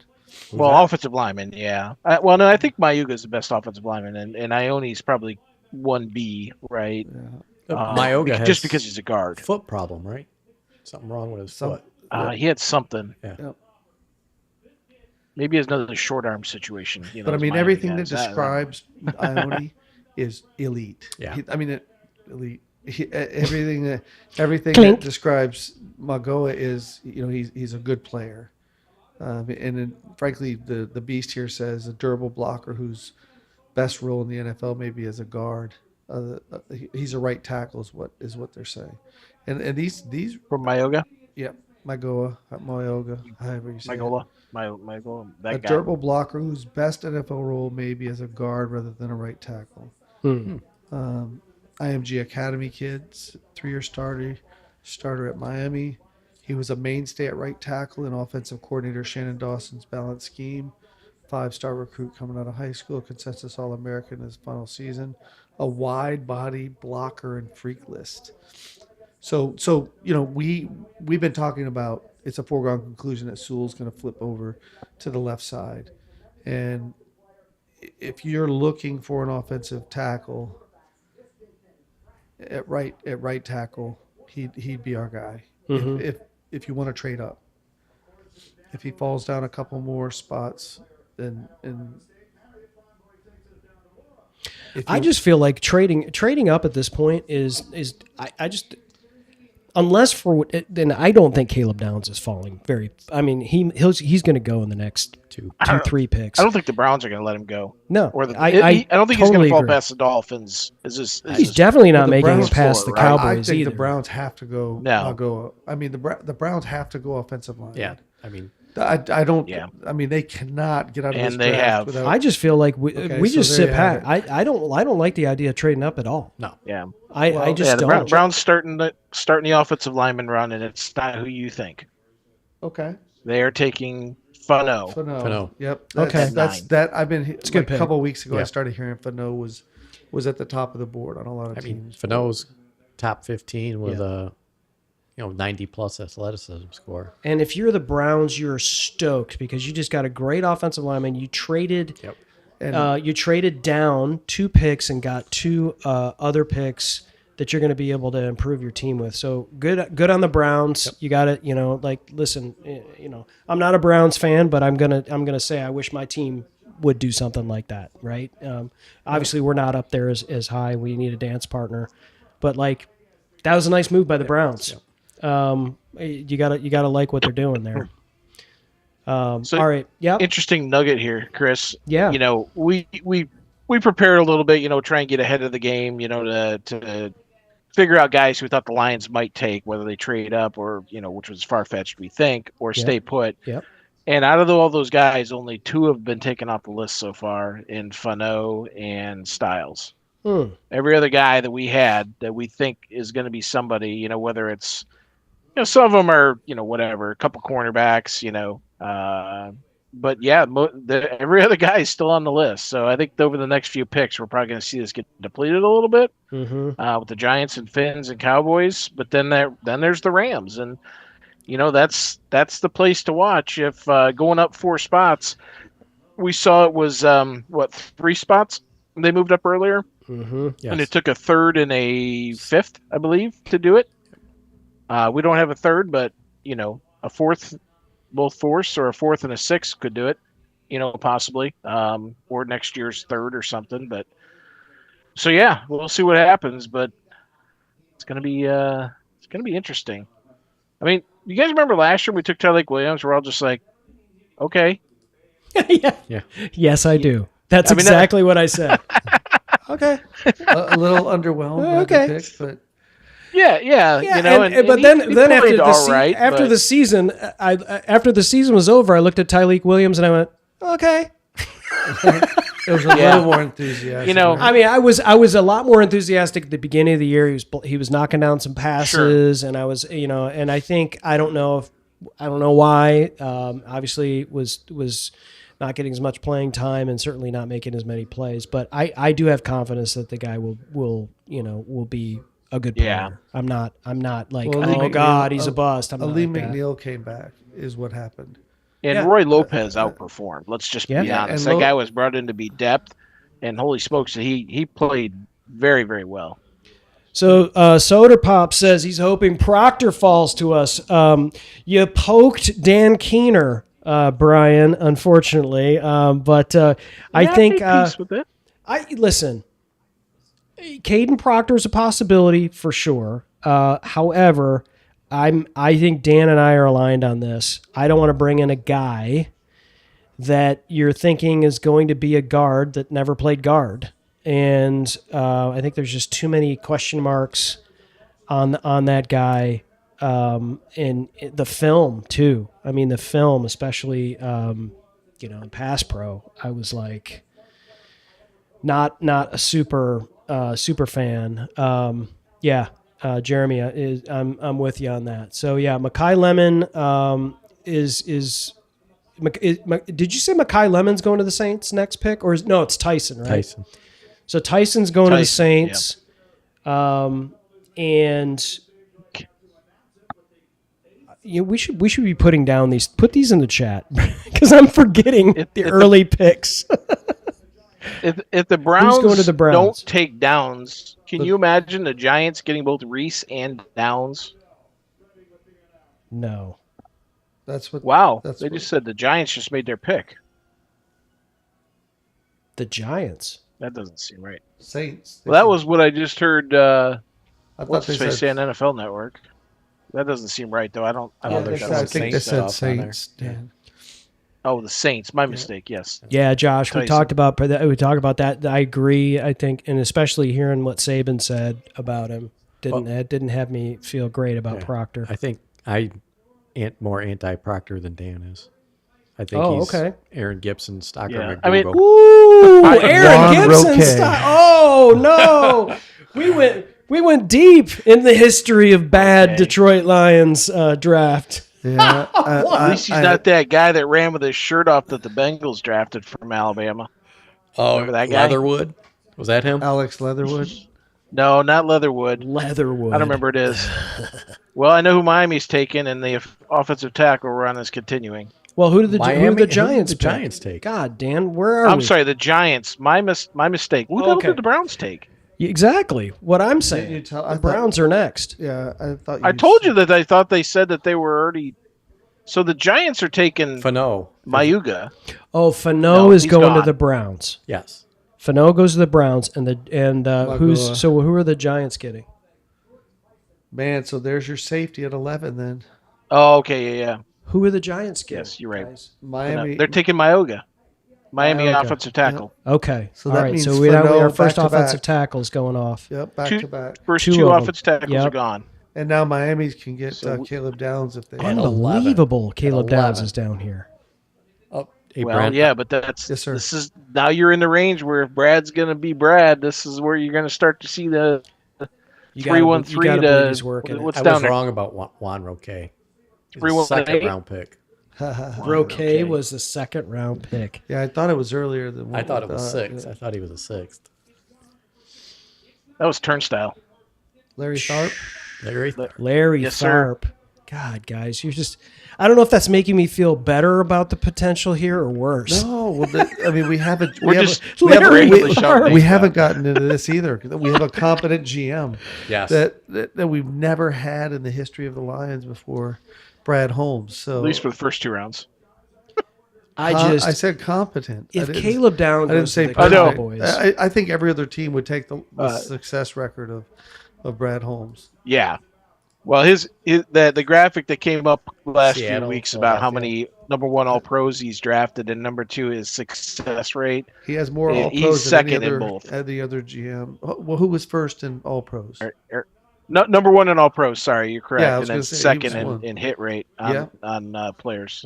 So he's better. I mean, I don't know. I wouldn't Easy, trade you're him. moving, you're moving the table. I wouldn't. I wouldn't The trade him for cameras. anybody. No. All right, guys, let's while we have a bit of a lull, let's keep in mind who our opponents are next season. Obviously, when we're watching the draft here, we know that, we're going to be playing our division opponents twice, so we don't need to talk about Green Bay, Minnesota, and Chicago. However, when we're watching these teams, one of them just made their pick, New Orleans Saints. We're going to be playing in Ford Field. Tampa Bay is coming up. We're playing them. We've got the Saints at home. We have the Saints at home. Oh, Yes. We're playing the New England Patriots at home. We are playing the New York Jets at home. We are playing the Tennessee Titans and the New York Giants. And then we're going on the road and playing Atlanta, who is not selected yet, Buffalo, who hasn't selected yet, Carolina, Miami, who's coming up here in the next couple of picks, and Arizona.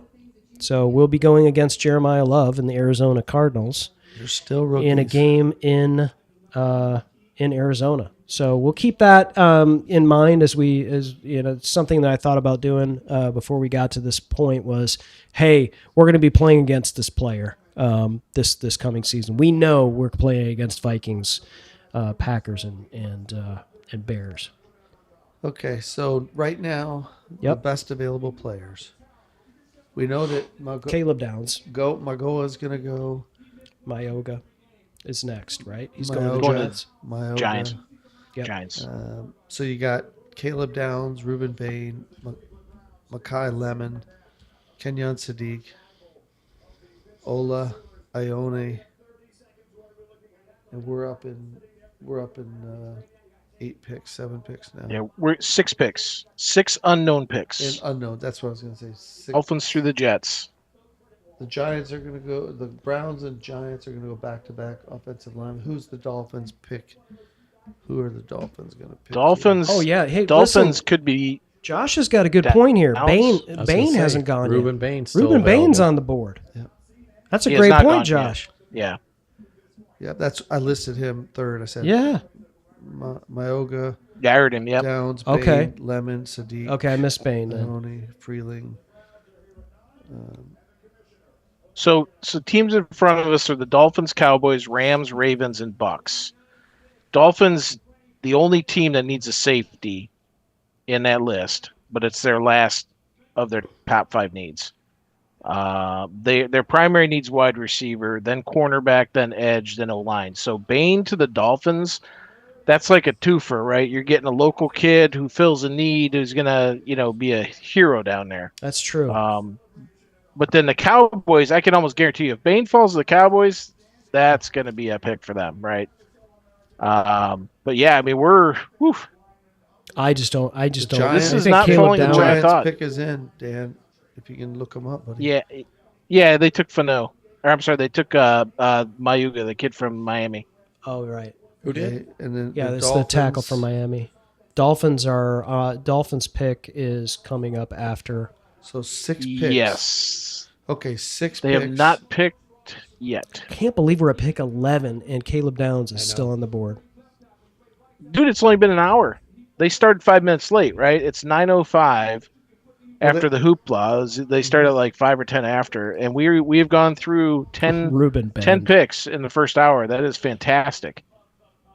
Well, they said they were going to start at 8:06 because we were all sitting around. So we got Bain, Caleb Downs, Francis Mayoga, who we know is going next. Ione. Ione, Makai Lemon, Kenyon Sadiq, the safety, Emmanuel. He's got the triple name. What's his name? Emmanuel McNeil Warren. McNeil Warren. Toledo safety. Toledo safety. Listen, that's a need, right? And Tenement. I mean, it's, Need for us. There's debate whether Dylan Tinneman or Emmanuel McNeil-Warren are better. All right, so here is. And look, Kendrick Falk was Wow. top 15 in a lot of the boards. We haven't even mentioned him. Cowboys traded up with the Dolphins. That's why they haven't picked yet. So Oh, Cowboys moved up from 12 to 11. wow. They must have been trying to fend somebody else off. Caleb Downs. It's got to be Downs. Yeah. There's no. Is there's it no Downs way. or is it Bain? Because the Cowboys' number one need is edge, guys. Yeah, 100%. You had already said that earlier. Yep. I was conceding. So you But okay? Caleb Downs Listen, is the BPA, and Bain is probably their target. So And I don't think it's smart. I don't have to like it. I don't think it's smart. I don't take. I take Caleb Downs before Bain. I don't care if you need an edge or not, man. You get that player. Do we know though that the Downs knee thing is? I've heard nothing here in Columbus, right? Yes, yay or nay. I've heard nothing other than Downs say that it's not true, and he hasn't missed any time. Wasn't on any of the reports. Yeah. So and it doesn't matter. It's irrelevant because that's who they're taking. So Cowboys are taking Downs. All right. So guess his knee's okay. So they swap picks with the Dolphins. I'd be interested to find out what they gave up and what. Well, the Cowboys secondary was terrible last year. Yeah, they're dumb. I mean, They gave up 12, 177, and 180. So that's Jeez. 2/4. That's a little bit lower than force. 177 and 180 is basically for a swap, a one-pick swap. Yeah, let me So they see got where that's out. at. That's 177 two fifth rounders. is and 180 are both fifth rounders, and like the back of the fifth round. Yeah. 180 is right before our pick. Yeah, but if again, a smart pick to trade down, right? Oh yeah. Well, they're probably going to take Bain, right? Well, they could Miami? package those two as part of another. What I don't understand is this: it's like, why do that unless you trade with that team? If you thought the Dolphins Brad were going Holmes to was calling up. Someone was trying to get it. Yeah, the Dolphins. Number one need is wide receiver, and the Rams number one. So they just need is leveraged wide it, receiver. and who knows if they're telling the truth? Who knows? Well, I mean, the Dolphins could have called the Cowboys and said, "Hey, we've got an offer for this, and they're going to take him. Are you guys interested?" And I mean, 2 fifth rounders at the end of the fifth round is nothing to move up one spot. Yeah. Not for that that's guy. funny money. That's monopoly right, money. Not so. in the first round, right? I mean, that's a great deal for the Cowboys to get able to move up one spot for just 2 fifth rounders. Giants, Arvell Reese and Francis Mauigoa. God, that's going to be, everybody's going to talk about great. Pick But up. when you get 5 and 10, you're going to get great players. I mean, I'm sorry, but Yeah. no one's going to talk about how great the Seattle you draft better was. get great players. In the first round. You better. You have to get them. Exactly. That's a reason why that they're up there. There's a reason why all these teams are like, oh my gosh, did you see the great draft that the Cardinals had? Well, they're not a great team. That's why they're picking up there. Do we know who the Dolphins are getting at? I don't know, but they could be your wet dream, Brent, and they could trade back a second time if somebody's trying to jump up and grab a tackle in front of the Lions and get more picks. Well, I'm not saying that's happening. I'm just saying they could. I mean, what lineman would the? Do you think we'll Lions- ever find out if Holmes was trying to get up and that Cowboys It'll come jumped out in front eventually. of him? Yeah. Yeah, somebody That eventually would will make me report it because sick it'll if just that were- slip. If that were the case, that'd make me sick. To know that we could have had. It depends on what you Caleb have Downs. to give up to get him. Well, yeah, we would have been giving up they gave up 2 back of the round fifths, For one spot. and that was only one spot. We would have had to move up 6 spots. 1, 2, First 3, and 4, second. 5, 6 spots, and that we'd be throwing in like next year's third, and probably our fourth, one of our fourths. And they probably didn't want to move down that far, too, because they, Yeah. whoever they're picking now. The talent fall off now starts after these next couple picks. When Bain, and again, Bain because of the personal issues, Eagles probably will jump up Yeah. and pick him. Short arms. Yeah. I'm sorry, Yeah, he's not from Georgia, but they got the Jaguars- driving. How well does he drive? Violation. Yeah, how well does he drive? Let's find out. Find out what his driving record Well, is. it's Bain, and that he was the one you talked about him earlier about the accident. So Yeah, okay, there we go. I mean, he fits the motif. So you got, I mean, those guys, they need somebody because they have too many expensive guys in that D line. They're probably not going to be able to re-sign Jalen Carter next year. That's why they went with the other kid. Was it Jordan? What's the other kid? Jordan, the other D tackle. But they re-signed him this year. I don't think Carter's coming back. Simon agrees on Proctor. Struggles with speed. Soder says Bain falling due to his short arms. That's a possibility. So I think I'm mixing up the Soders here. So I've got BM Soder, but Soder Pop is actually Brian's younger brother Troy in the chat. So well, no, Brian is Soder Pop. That was his call sign in the Air Force. Brian Soder Pop. Okay. Well, then there's a Soder Pop, and then there's a BM Soder. So straighten it out, chat. Which one? Who's who? Because I'm looking at this. I'm looking at something that says Soder Pop, and there's arrow pointing to it. Says Brian. Okay, we're just going to call you Soders. Oh, Soder Pop. Just grab Brent's phone and see who's in his contacts because he's the one that got them all invited. Oh man! All right. So, do we know for a fact that the Cowboys are picking Caleb Downs? Yes, we do. So we have that. So we just don't know who the Finns are picking. So it's Jordan Davis. Correct. Yeah, Jordan Davis. It's on commercial on NFL right now. So Jordan Davis. We have a guy falling. What's that, Brent? That's the other Eagle lineman. Oh, the other D tackle. Yeah, you had asked earlier. Yeah. He got banked, dude. All right. So while we have a little bit of a lull here, waiting on the Dolphins pick. And we do not play. Let me just make sure. No, we do not. Yes, we do play Miami this year. So that's something to keep an eye on. But I want to hear from the chat on this one because this will be fun before we hear who the Miami Dolphins are selecting here in the first round. By the way, put it in the chat. Who is the best first-round draft choice by the Detroit Lions of all time? The best. And then, before you just hit enter on it, put who you think is your favorite first-round draft choice. So it's a difference, right? Not you could say this is the best, but my favorite one was this. And no, mine is not Stocker McDougal. Gibson. So you guys let us know. There's a bunch of folks here in the chat. The Soders, the family Soder, Josh, Simon. Let us know who you think the best first round. I have a feeling I know who it is. Rhymes with Ferry Manders. And I already answered. But who's your favorite? Not only was he the best, he was my favorite.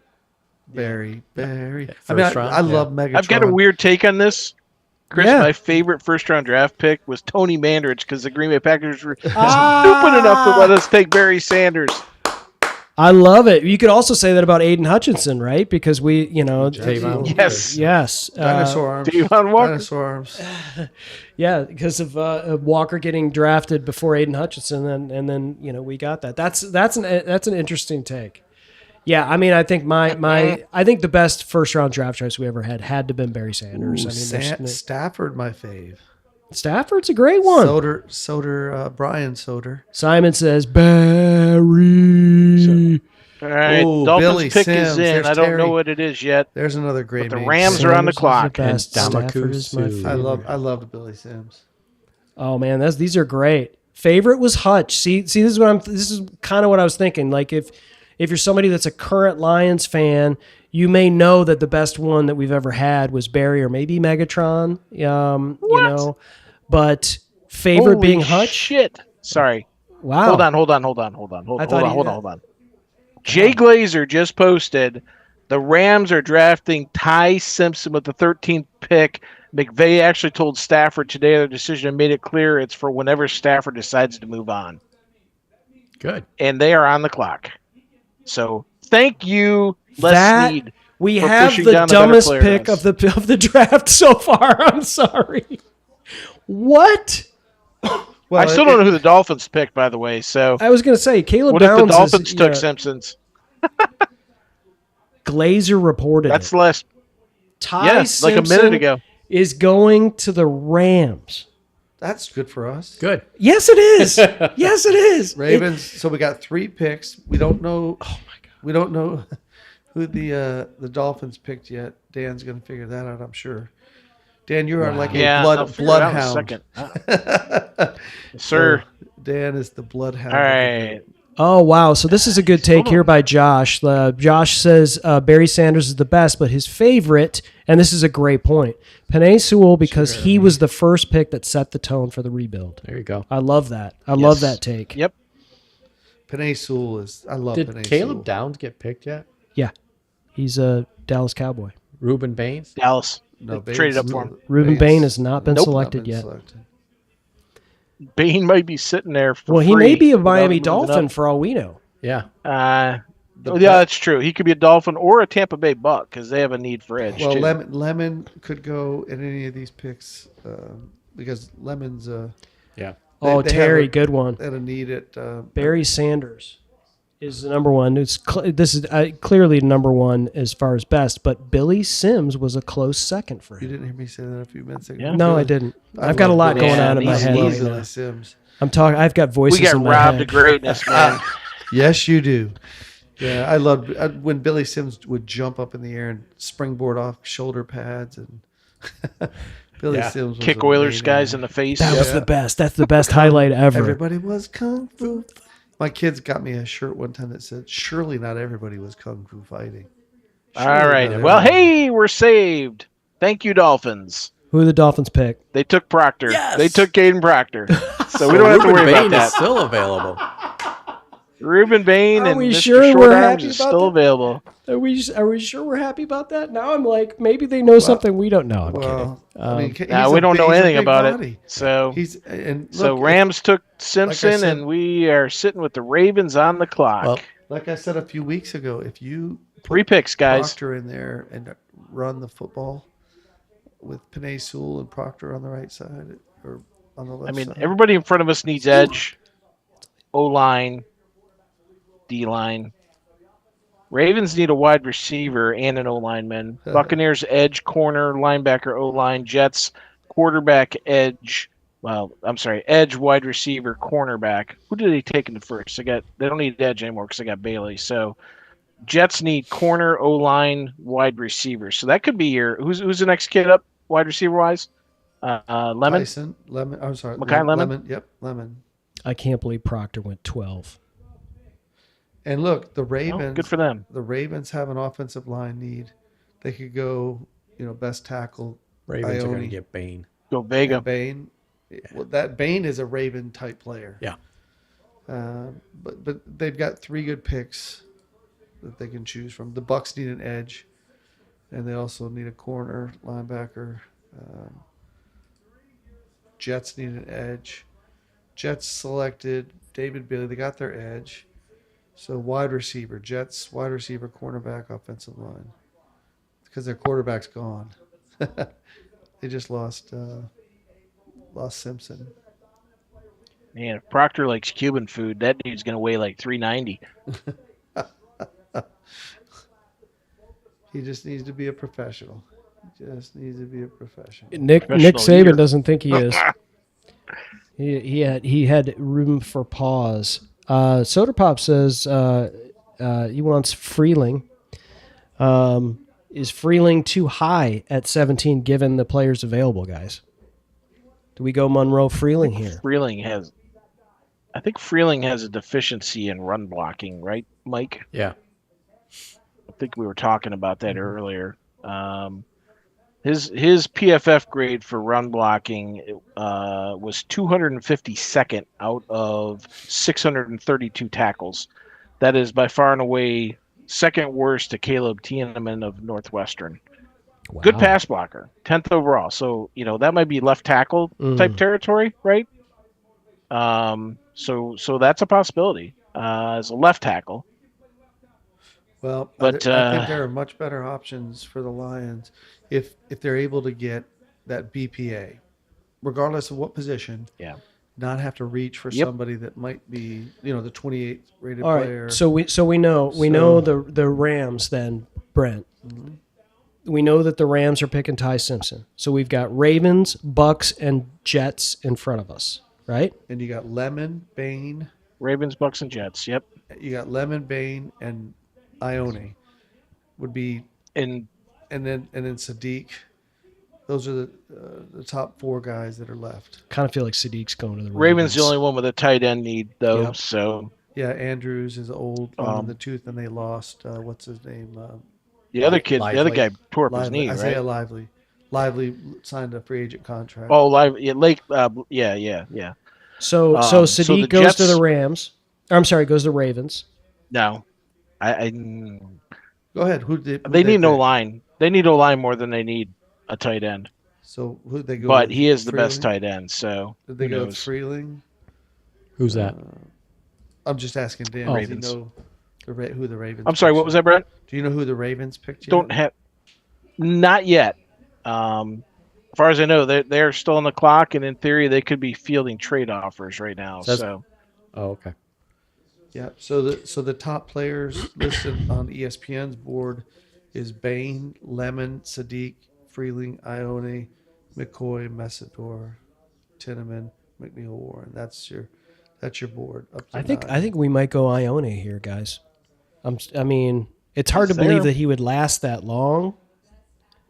He's an out. I know he's a guard is still a need for us. Yeah. And he's played multiple positions. So we talked a lot about him earlier. Mm-hmm. I think he's a day one starter. I just don't feel like Monroe Freeling is. I just feel like he could be, but I just don't feel as solid about him. For the reasons Dan brought up and some of the other research that I've done. So, like, I kind of feel like, I don't know. Oh, we have a special guest in the chat here. Sonia Stone says, "Hi, Chris. Go Lions." Hi, honey. Thanks for joining the chat. She's just checking and make sure you're supposed to be where you're at. Yeah, you're at where you're supposed to be at. Sonia, we are in the Southern Command Center in Phenix City, Alabama, where the skies are dripping with blue Kool-Aid and cornbread and Lions optimism as this crazy draft moves on. Looks like they're going to commercial here with the Ravens with the Rams pick on television. So I have a feeling this is going to be a big Ty Simpson, and Simpson's backstage too. So it's going to be a while before we actually see something on TV, but Dan's going to get that Ravens pick in so we can start talking about how that's going to relate to the Lions. I will. Chris, do you want to break this Lions pick when it comes, or do you want me to just blurt it out? Well, I mean, we can start chewing on it. Hit me in the chat with it. And then I'll hit me in the chat when you get it. Yes. Thank you. I shall do that, sir. Yes. and then we'll do it. Because I think what we want to do here, we got an active chat here. Terry's in the house. Boy, if Terry Anderson shows up in your chat, you got to pay attention to your chat. I'm telling you. Man. Hey, by the way, Terry, if you're looking to relocate, the Lions are looking for a 12-month intern photographer shooting video. So, you want to ever move from the East Coast and come back to Detroit, they got a role for you, sir. Jeremy's breathing. A bit easier now.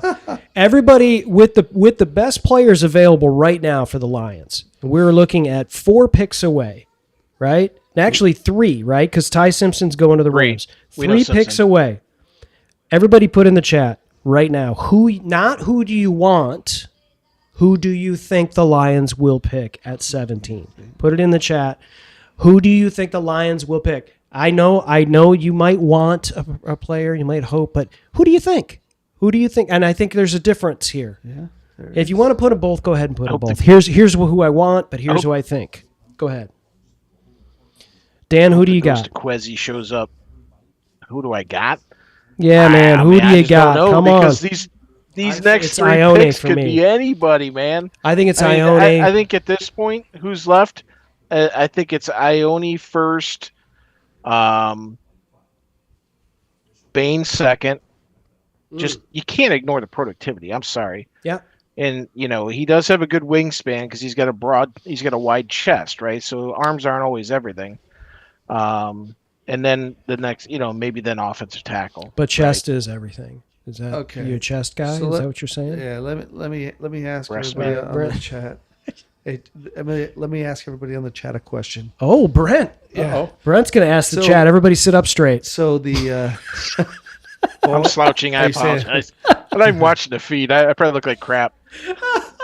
so if I were to tell somebody that Certainly, that yes. PFF has an offensive tackle on our list rated as the 67th overall offensive tackle in this draft, would that change your opinion about who you might want to pick if you found out that it was Monroe Freeling 67 in this draft, in this draft? or in all of college football for 2020. Well, you know what? That's true because I did. It's college football. It's college football, but I did sort out this year's draft, so he's probably in this draft the 40th rated tackle, 45th. And does that Freeling? Yeah, Freeling. Yeah, He can't run block for shit. I know. So no. And that's why I'm saying to the I keep telling folks he had a 61.7 run block grade. I am not a fan of Monroe Freeling. Listen, I'd rather reach on Blake Miller. What was your question, Chris? Who do you think the Lions are going to take, and People who are do you answering. want them to take? Okay. It looks like Josh is starting to think it is Ione. Oof. It won't be Ione. It won't because he's going to the Ravens. No, Tampa. that is correct. Wait, you said no. That is correct. What? So Yeah. So He will not be going to the Lions because he's going to the Ravens. He's going to the Ravens. So there you go. So the Ravens are going to pick. I can't say his first name, last name Ione, guard out of Penn Vega. State. Just say Vega. Vega Ione. Vega Ione. Man, that would have been Bain nice. is still out there. All right, so Bain is definitely the biggest He's drop. not getting past Tampa. There's no way in heck they're going to let the local kid go. And- That's their number one need. That's their is number edge. one need. So, but again, we've said somebody's Yeah, number one Miami. need. Somebody's number one need earlier multiple times didn't get picked at the Well, position that they. Yeah, I mean, We maybe thought they like they needed Mesidor it. better despite his age. I don't know.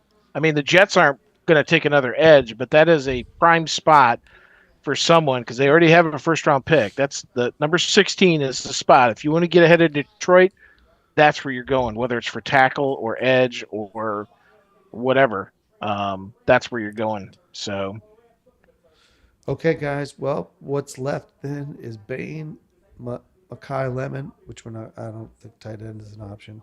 Kenyon Sadiq. I don't think that's an option for us either. Tight end. door number 3, Brent. What's behind door number 3? Well, Bain, Lemon, and Sadiq No. are the top three. What's your favorite move behind door number 3? Oh, trade down. down. Yeah. Yes, sir. If Somebody somebody's wants to get coming ahead up, of the Vikings for a safety, maybe? Yeah. Or call the Vikings and said, hey, we're taking Tiananmen. You want him? Give us your fourth. Yep. I don't know. I'll take 3/4 to move down. I wonder if Sean McVay shares an agent with Orlovsky and Simpson. Is he a CAA guy too? Let's see. yeah. So Josh just kind of plays into what we're talking about trading back. He wants a Hennecore over Blake Miller. So I mean, Hennecore's got an injury history. Yeah, and he's still raw. He just started playing football when he moved from Africa, right? Dan wasn't there. I believe so. Let me check this. I mean, his numbers are good, right? Like he was 68th overall by PFF. They're decent. 68th overall, 74th overall passing, 135th running. So, like you said, he's good. But you look at the kid like that. Who's the Austin Barber from Florida? Mhm. Not as good passer, but he's second overall runner. Lomu, bad run blocker as well. And that's who's left outside of Miller and Dunker, who also has major injury issues. The tackles that are left on the board are all guys that can't run block. Yep. So So- Hennecore started for 2.5 years at Arizona State, lined up at right tackle in a gap scheme. He started playing football in the summer of 2021. The Nigerian native ascended quickly at the JUCO level before becoming a starter for the Sun Devils. He made clear improvements in each of the past 3 seasons and played his best ball as a senior. He was one of the standouts during Senior Bowl week. Now, I mean, there is no doubt the guy's a big man, and could fill a need, right? But he's raw. It says he may need a year to develop. He's still learning how to refine his talent on a more consistent basis, but his traits, athletic build, balance, quickness, play strength, form an exciting foundation for a future starting right tackle. He's an ascending player, although he might require a redshirt year and patient coaching staff as he continues to develop. Doesn't scream Detroit. No, it doesn't. Yeah. No. I love this comment here from Josh. If we go tight end here, I'm out. It's reminiscent of Eric Ebron. Although Ebron, I think, went pick like 9 in the year that he. I don't think Sadiq is Ebron. Yeah, this is injury history is Brad's bread and butter. So there you go. Messytron, I believe I know who this is. Messytron 87 says Brad trade up for Bain. I don't think that's happening. I think you stay pat. I think he's gonna. I'm with Interesting. Dan. I think he's going to Tampa. But we'll see. Do we have the Tampa pick Giants yet? are moving. Oh, Giants Not yet. are moving. Giants are moving Mayoga to left guard. Yes, we do have the Tampa pick, and it is who we thought. It is Reuben Bain. Reuben Bain has gone to the Tampa Bay Buccaneers.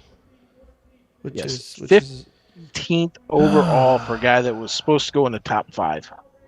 Yeah, I mean, I think that was just where Tampa was like, we'll take him. I mean, Well- how you got thank Well, who wants a negative, tight end? negative. Or a receiver. Bad receiver. arms, history of issues with the car. I mean, maybe some teams didn't like how he handled that in the discussions. So Yeah, I know. Or a safety. All right, guys. Three I'm starting to feel like everybody's freaking out. Everybody's freaking out. All these players they want are gone. Ione's gone. Reuben Jets on the Bain. clock. Jets are on the clock. Lions are next. Who are we going to get here? Who's left? Who's best left now? Brent with Bain gone. With Bain And don't gone, say Sadiq. best Besides Sadiq, McKay Lemon. besides Sadiq, Mackay Lemon. Wide Mackay receiver. Lemon, No, that's why. Monroe Freeling, Jermad McCoy, Akeem Messidor, Dylan Tinneman, Emmanuel McNeil Warren. Emmanuel McNeil Warren. McCoy's. I think Cinnamon. McCoy's off the Lions board Cooper. is my guess. Omar Cooper. Who's the kid? Which one of the offensive linemen had back issues? Was that Mayoga? I I believe think it was Mayoga, from yes. Miami. Yep. So Caleb. So what team Caleb needs a wide receiver? Well, the Jets might take Lemon. They need a wide receiver, and they already took an edge. So I'm just shocked that LA took Ty Simpson when Yeah. they got Lemon on the board. But Well, like Nakua might be done, and He's in rehab though. I know. He's going to come out just fine. I mean, if you look at it from Les Snead's perspective, right? They got the cornerback with the other draft pick, right? And this is exactly what the Packers did with Love and Rodgers, except they actually told Stafford. And Stafford's not a narcissist like Rodgers, so he knows he's 38 and getting at the end of the road, and he's there till he doesn't want to be there anymore, because he's still playing at a high level. So I don't think there's anybody coming up next year in a position they're going to be at. They anticipate being at the bottom of the draft. I don't think they thought anybody was going to be around, and they wouldn't get anybody. Yeah. So Hey, Dan. I'm not a huge Simpson fan, but Soderpop asked thoughts on Messidor. Akeem Messidor, Yeah. I think other he's than his 20 age, I have no issues. I actually like him a little better than Bain because he's more of an all-purpose guy, right? I mean, he's the guy that's going to give you 6 to 8 sacks a year. He's going to anchor your run on that side of the line, and he's going to be a guy you could pair with Hutch for the next 10 years if you resign them both and have bookends that play off each other.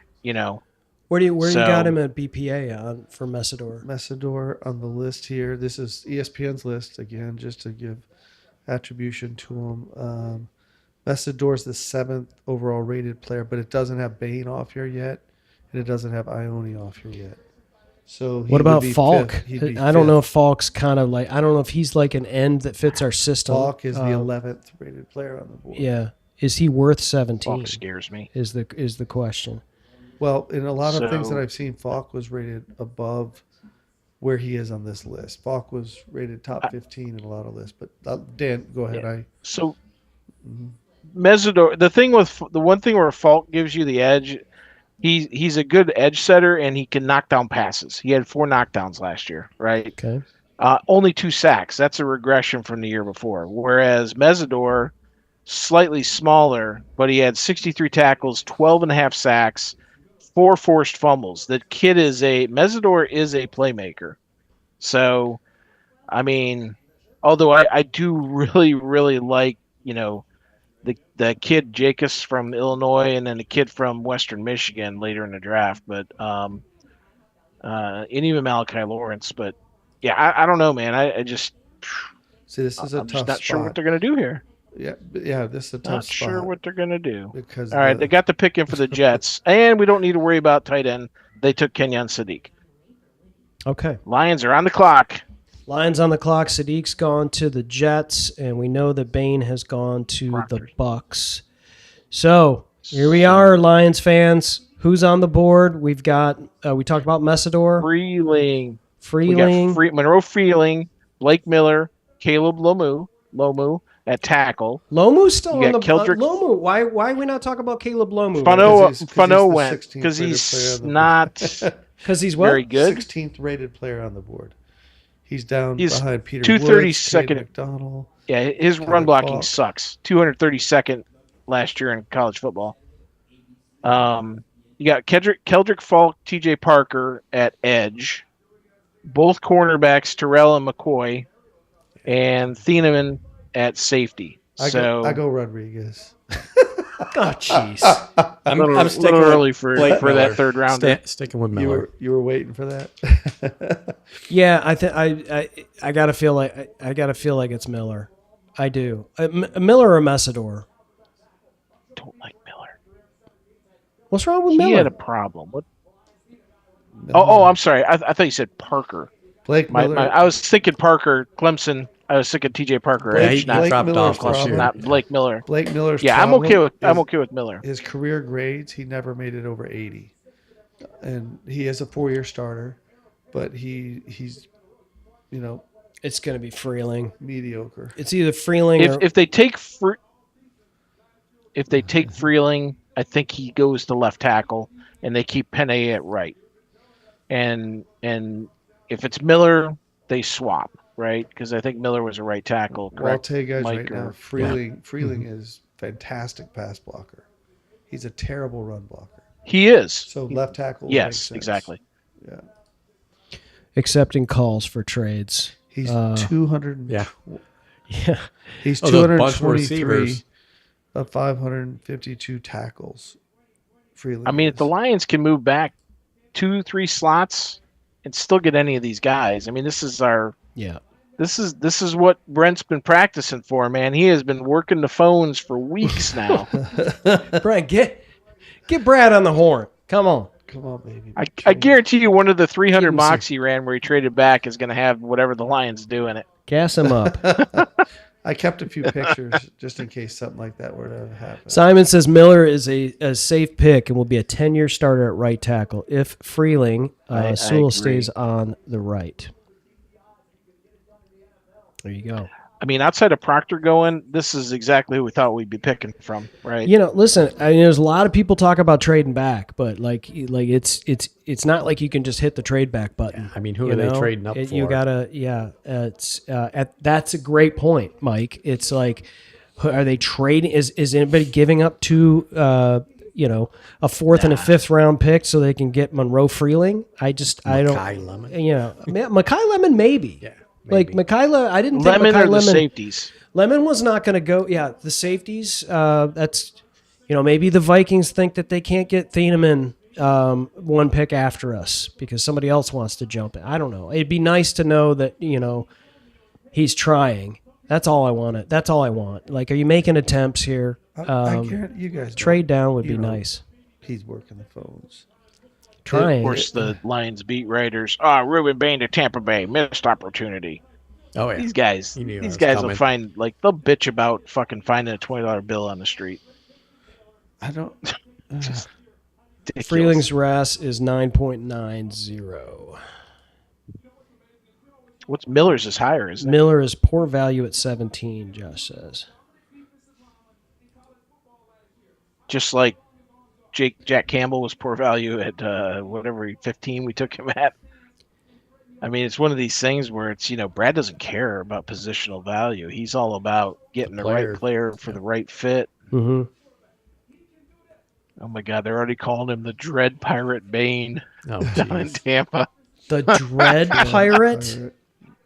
Yeah, like Dread Pirate Roberts from The Princess Bride. They're calling him the Dread Pirate Bane. Jeez. I mean, he's a great player. I mean, there's whatever, short arms, whatever. No problem. I see a great football player. So I think he's. Yep. I think Tampa's happy to have seen that guy slide. Yeah. And I know who we're taking, and it's in the chat. All right. God dang it! I can't copy it. I'll just type it. I thought you were going to say, "I dang it," because you hate the pick. Oh, and I spelled it stupid. Wow. There you go. All right, you folks. Go check his Raz and All tell right. me, wow, I guarantee you'll be shocked.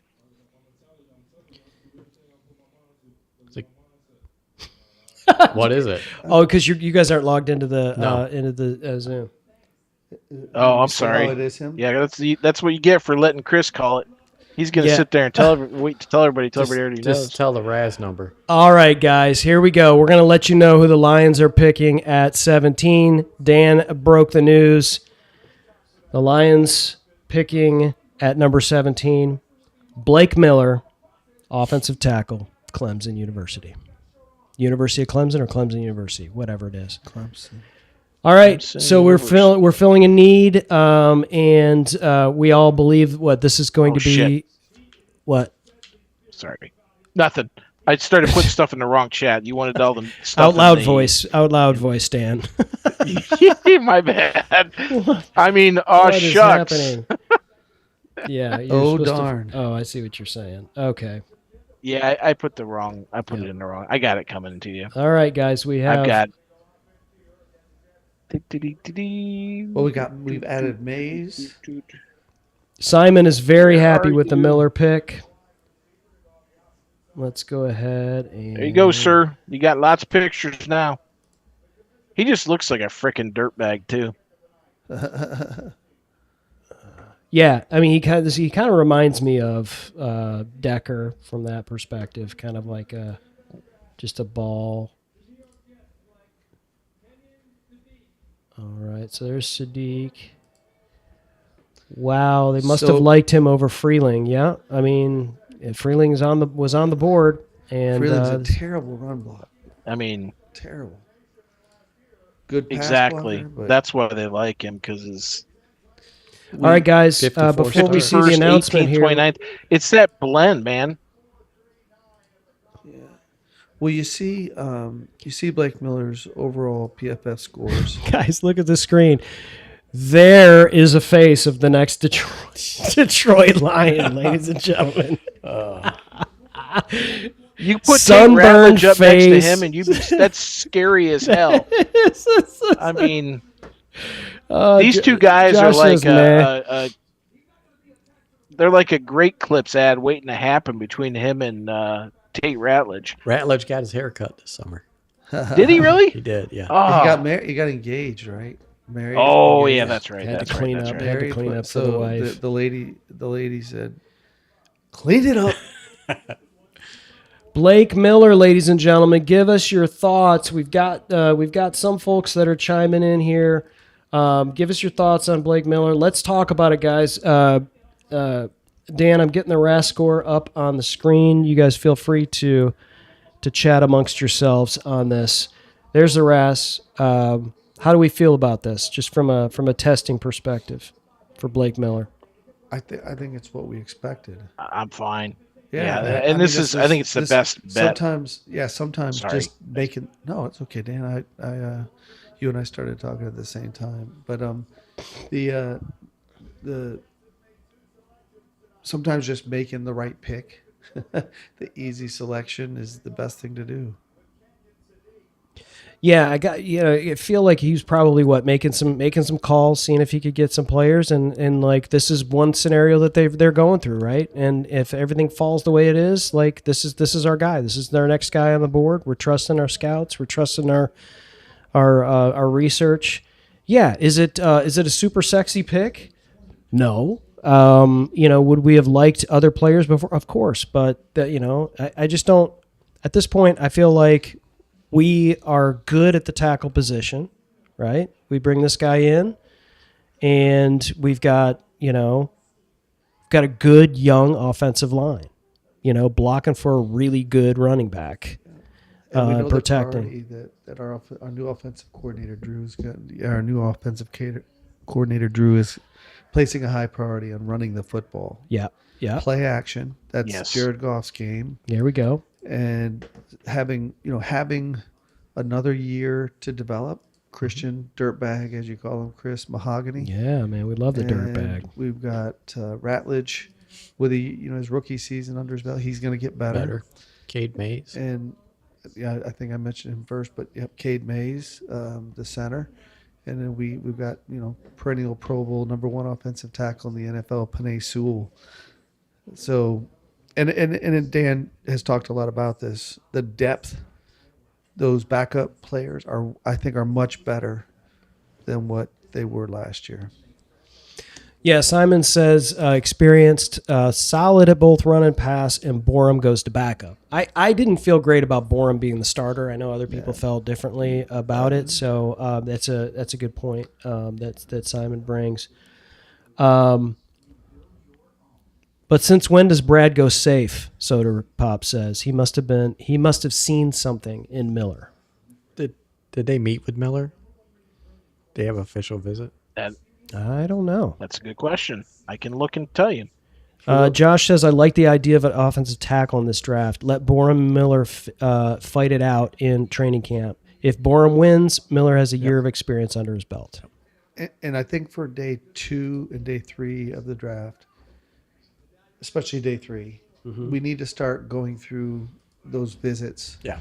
And the positions that the Lions targeted in those visits, because the correlation between who Brad picks and those visits, there's a I think somebody did a study. I saw an article this week. Something like 88% of his picks are folks that visit. Now the challenging thing is going to be that he had so many folks visit. There were so many. I mean, Dan's list was massive. Mm-hmm. The contact with all the different players, the corners and the linebackers, so I think it's going to be challenging to say, this might be their target. This might be their target. Yeah, so Dan also brought up the PFF grades here on Blake Miller. He's 6'6", 315, and offensive grade 78.5, pass block grade 83.5, run block grade 73.3. So there's a little deficiency there. Plenty of experience. I just, I don't hate the pick. And here's a shot of the war room here. We could see the Detroit Lions war room. Got a quick shot of that. Boy, they look happy. They always do. I was going to say, they always look happy, right? Not as happy as when they got Jahmyr Gibbs. That was awesome. And it looked like Brad elbowed MCDC in the lady parts there for a second. But the Lions. Dude, they'd be super stoked if they took Hingle McCringleberry in the first round. I mean, I'd be stoked if they took him. Ladies and gentlemen, stare into the eyes of the number 17 pick. Stare into your screens and look at his eyes. Oh, it's a Make-A-Wish pick.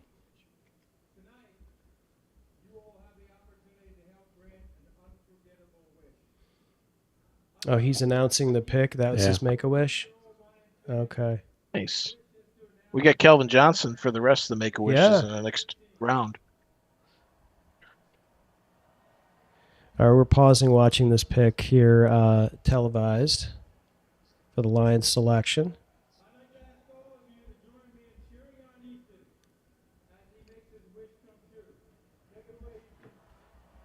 That'd be my wish. Yeah, Simon says once Bain was off the board, I really couldn't see a better fit than Miller. You know, every time you say Simon says, I can't help but giggle. Oh. Simon says, shut up, Brent. Simon wouldn't say that. Some a-hole named Chris might.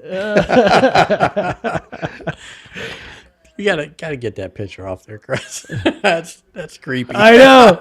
Stare into the eyes of me. I am your draft choice. Look at my RAS score. Oh, he got his haircut. Yeah, and he looks like a fine, upstanding young offensive tackle. He is. He's a monster. 6'6", 315. He looks very young. Yeah. 6'6" and 3/4. He's almost 6'7". He is tall. How old is he? He's like 22, 21. He's he's a years old. He's a dirtbag. He's kind of nasty. And I like I'm him. posting the athletic report on him. Yeah. It's a pretty good read, guys.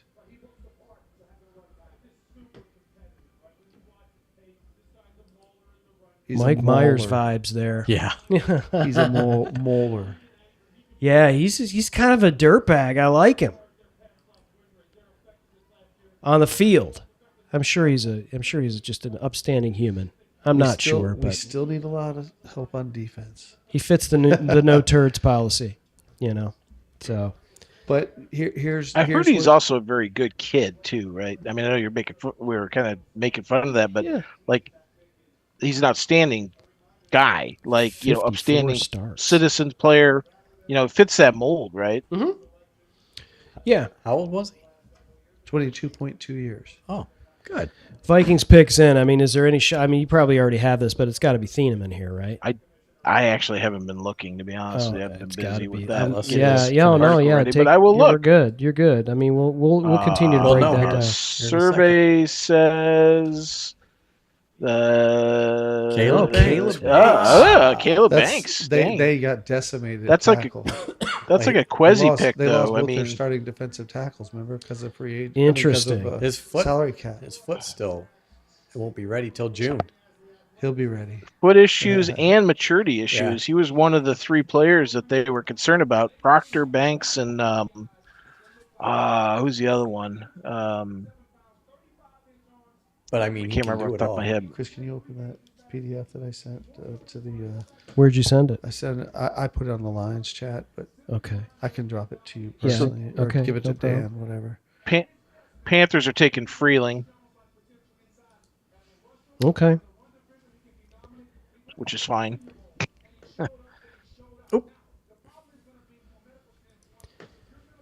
All right, so Peter Blake Miller, the oldest of two boys raised in Cleveland suburb of Strongsville, Ohio. Oh, dear. Yep, he's one that got away from Ohio State. One of many, Oh, right? God, he's from Ohio. They poached him. We replaced an Ohio State tackle with a tackle from Ohio. Strongsville High School. All right, we've got the Beast report here on Clemson's Blake Miller. Thank you, Brent. Is there anything in particular here that we want to prototypical size, broad shoulders, urgent in his setup? Here's his weaknesses. Let's talk about his weaknesses. Why not?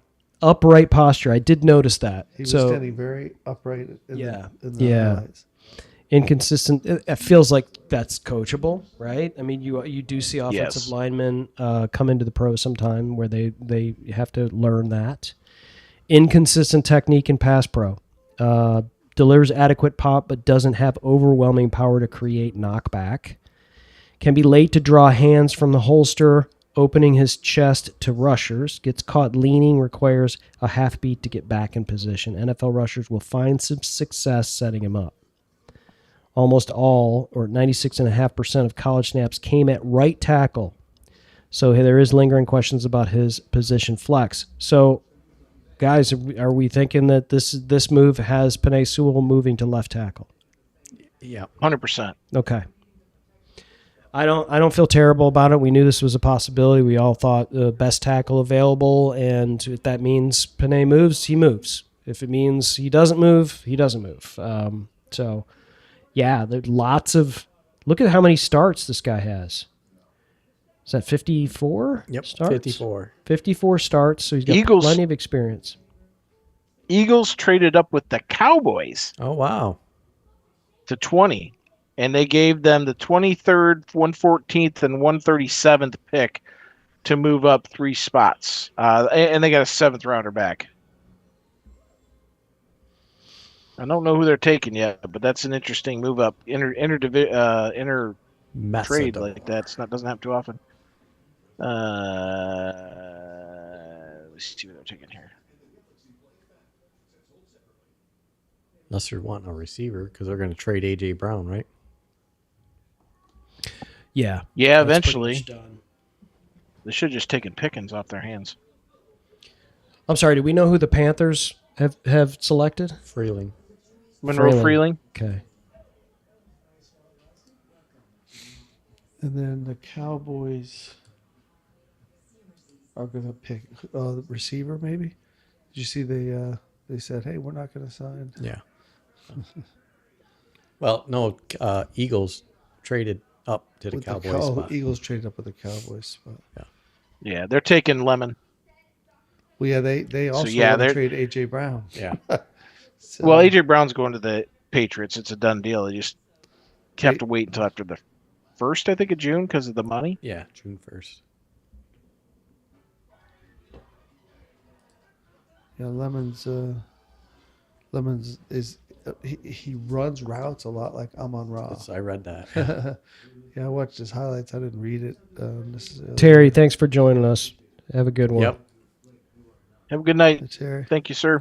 Yeah, Terry says both tackles starting at another position. Hank Fraley will whip him into shape, says Soda Pop. Yeah, I'm not overly worried about Sewell moving to left tackle. I'm not either. I don't worry he's about played it. of anything with that guy. If he Didn't moved to play tight end, I 3 wouldn't games have 2 it. years ago? His rookie year, remember he He started. played like 7 games, right? Was it 7? Something like I know he struggled a little bit, but again, like you said, Brent, was this a is his rookie. rookie year, Yeah, right? And I thought he covered it for like 2 games a couple of years ago too. But I mean, they've played. Think about it. When he's been out, we've had just a platoon over there going. They had Skip playing it.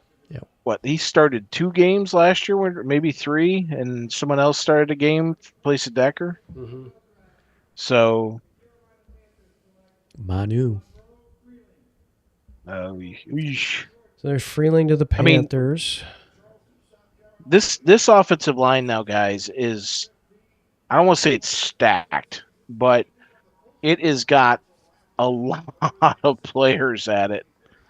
And I think our guy Borum just got bounced back a spot, right? So, Well, I mean, they'll, you know what they'll say. Well, he'll compete, right, for He'll that position. compete, That's what yeah. they're going to say, But we'll see, say it.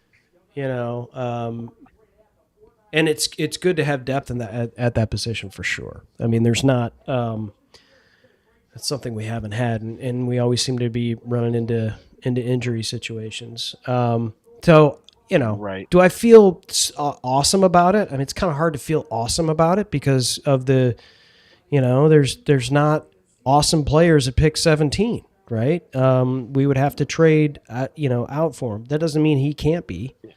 So We've got Decker was a 16th pick, right? Mm-hmm. He played 10 years. He was. Yeah, that's a Here's good pick. the That's a great updated depth chart. Yeah, that's a great point. Mike is like, where'd you put the depth chart in? Oh, okay, yeah. I mean, Mahogany's Do still you a know question where- mark, right? All right, so here's the last 10. Here's the last 10 17th players pick. Well, let me just pick a handful. Yeah. So Dallas Turner of the Vikings in 2024, Christian Gonzalez of the Patriots 2023, CeeDee Lamb 2020 of the Cowboys, Dexter Lawrence 2019 of the Giants, Derwin James That's 2 of pretty the good Chargers, players. Jonathan Allen of the Redskins. CJ Mosley. I mean, this is pretty good. This is a pretty darn good, place to be picking. And so, if he ends up starting and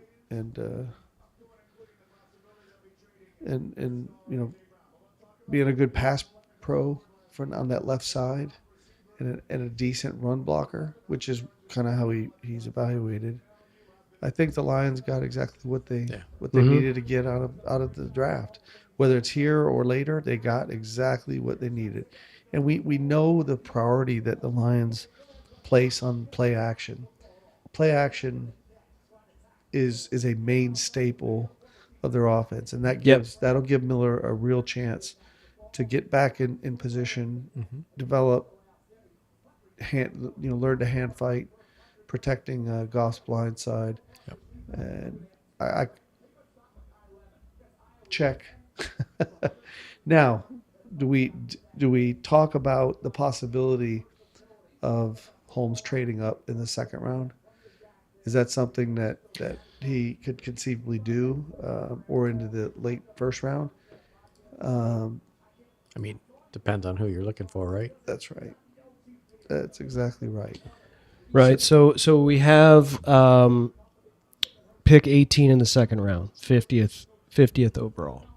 Right. So I think we'll start, kind of talking about, who's in that range at positions of need for us. I think it's not a bad idea to talk about that. Dan also brought up the depth chart. So let me bring that up here because I think it's smart to look here at the depth chart. You're sharing the Blake Miller screen, just FYI. I didn't know if you knew your. I didn't see the previous graphic you were showing because what's on here is Blake Miller. I don't know what you're talking about. Got the depth chart. Got the depth chart up. Why am I seeing? I don't know. I think it's. Thank you. You're welcome. Are you with us, Brent? Yeah. you got in the zone there for a second. Somehow it keeps stopping. All right. So let's look here. Left tackle, Panay, Giovanni Manu, Devin Cochran. Left guard, Mahogany, Ben Barch, Colby Sorstel. Center, Cade Mays. Backup is Juice Scruggs, Seth McLaughlin. Right guard, Tate Ratledge. Backing up Miles Frazier. We can't forget about Miles Frazier. Miles Frazier can still play, and we haven't, he could definitely move around as well. So that's good. Michael Neese, and then at right tackle, we got Blake Miller. We're gonna say him and Larry Borum are gonna battle it out, right, in training camp. But when you get picked 17th overall, you're probably starting there at right tackle, and then Mason Miller. Yeah, Dan. That line is better right now than it was at the start of last season. Sure. Without Taylor Decker, because Graham Glasgow isn't on Miller. Well, yeah, like Borum and Miller replacing Decker, and Mays and Scruggs replacing Awosike and whoever the guy was at Cologne and Glasgow, and Barch replacing those guys. That is a much better line. Mahogany's going to be interesting. I think Mahogany's going to be in a fight, like you said, with Frazier. And Brent, you talked about this repeatedly. Frazier's got positional flexibility. So you could have Ratledge and Frazier as your starters at guards. Barch could start. He's got experience. Scruggs could start. I mean, this is what Brad did. He did to this group what he did to the linebacker group last year and tried to do with the safety group.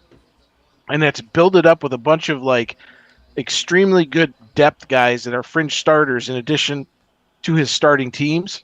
So that way, if injuries hit, he's covered. So I have the hiccups. I apologize. But yeah, I like the offensive line where it sits right now with this Miller pick. We still got to get that edge, and there's a lot. Brent has a list of dudes that can come in at 50 and play for us, either edge or linebacker at 50. I almost guarantee it at this point, right? Yeah. If for some reason, and Brent, he could trade up to go get your guy. If they like him that much, Rodriguez, they could move up and get him in round 2. Move up from 50 up to into the 40s, and maybe give up 1/3, 1/4, and 1/5 to get up there. It'd be worth it. There are a number of positions, Dan. You just hit it spot on. That if Rodriguez is a guy, but there's safeties. There's edge players. So What do you Steelers. what do you do? What do we think the Lions' biggest priority is beyond tackle? They hit a home run probably. I think it's linebacker. I think safety. I think we need linebacker's defense next, edge, defensive lineman. then edge. Yeah. Throw a dartboard at the defense, I think. I think safety's fine, guys. I really do. Between Eatson and Clark, you have two former starters, in addition to Harper, who played very well as a starter last year, and Maddox, and then whatever Branch and Joseph give us as they come back. Plus, you have Jackson, and Strickland, who have experience. Jackson's still a youngster, rookie, but they thought enough to draft him. Yeah, I just don't know. I just personally, I think I don't think right now we're going to get a safety in the second or fourth round or whatever that's going to be any better than those guys. So fourth, fifth, and sixth. If we stick with these picks, we're just going to beat the heck out of our depth for safety, linebacker, corner. That's going to come with those 6 picks in fourth, fifth, and sixth round. Maybe another tight end. Because the kicking rules changed, and you need those guys that are short space tackling machines, and that's what you get from those 3 positions. So, by the way, Brent, your guy's going here. Who's going? Rodriguez. Max Hennecore going to the Steelers at 20. Hennecore. That wasn't my guy. It was your guy. I thought you liked that guy in the process. Yeah. Hennecore. Yeah, I didn't he's hear a developmental guy, but as a second rounder. After I haven't talked about him. I didn't know he was going to go this high. Senior Bowl and stuff. I brought him up as a potential, but as time went on, I was like, I think there's better options. And, yeah. I was just making you guys aware because he did really well at the Senior Bowl. Yeah. Is Blake Miller better than Rodriguez? Rodriguez is my guy. I mean, at this point, if we could add Rodriguez somehow. Yeah, you're in love with that guy, and then Dan's in love with the Western Michigan guy. If we can get both of those guys. Yeah, you guys, why don't you guys go get a room with those guys? Or Derek Moore. I would take Derek Moore in a heartbeat. I like him a lot. In the right spot. You're looking at the edges and linebackers, right? So, Zion Young has not gone yet. And Jacob Rodriguez at linebacker, C.J. Allen at linebacker, Hill Jr. at linebacker, who the Lions actually met with. Yep. Galladay, which is another guy that Brent likes at linebacker. I like Galladay. Kenny Galladay. But I really, the edge from Western Michigan has me intrigued. Nadami Tucker, he's more of like a 4th round guy, probably, hopefully. But the dude was productive as all get out. Simon's he's a little asking. Light. He's 6'2" and 247, so he's a little light. Simon's asking, didn't Brad make a late Zoom call with defensive end Malachi Lawrence? I believe he did. That came out this morning. Yep. That he made that call with him yesterday. Yeah, Malachi. Falk hasn't gone yet either, has he? Malachi's or Mesidor. A big guy, edge guy that would be good depth. Who's that? Opposite Hutch, Lawrence. Oh yeah. Yeah, Lawrence would be a good edge guy opposite of. Mesidor. I would have thought Mesidor would have gone by now. No, I thought Mesidor was his age. He's 20. He'd be 26 years old. I think next season. Oh my gosh, I didn't need to see that on the screen. That guy's pants were all down to. So. You sure you didn't need to see that on the screen? Jeez, I looked up and I was like, "What?" Chargers pick is in. Now look, if we could get Mesidor in the second round, sold, 100% sold. Yeah, I mean, sold. But let me look at how old he is here. He's got to be going here. Well, they didn't trade up for Bain, so that's, Brad needs to be fired for that. Right. Oh, they're already calling for his head. Yeah. Sure, of course. He was 1 pick away. You should have traded up for him. Yep. You guys are stupid.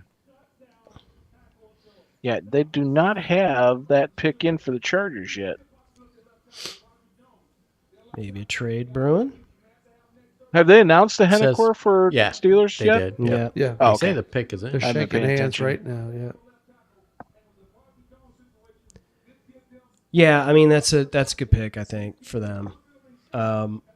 Be a decent player. I mean, I just It's a different animal. Don't they have a new GM and a new coach, right? So Yeah, they're going to have a transition maybe they period. don't have a new They GM. don't have They a transitioned a quarterback. couple of years ago. Aaron Rodgers was Yeah. not the solution, and they certainly don't have. The thing is, though, is the best quarterback on their roster is probably better than Ty Simpson.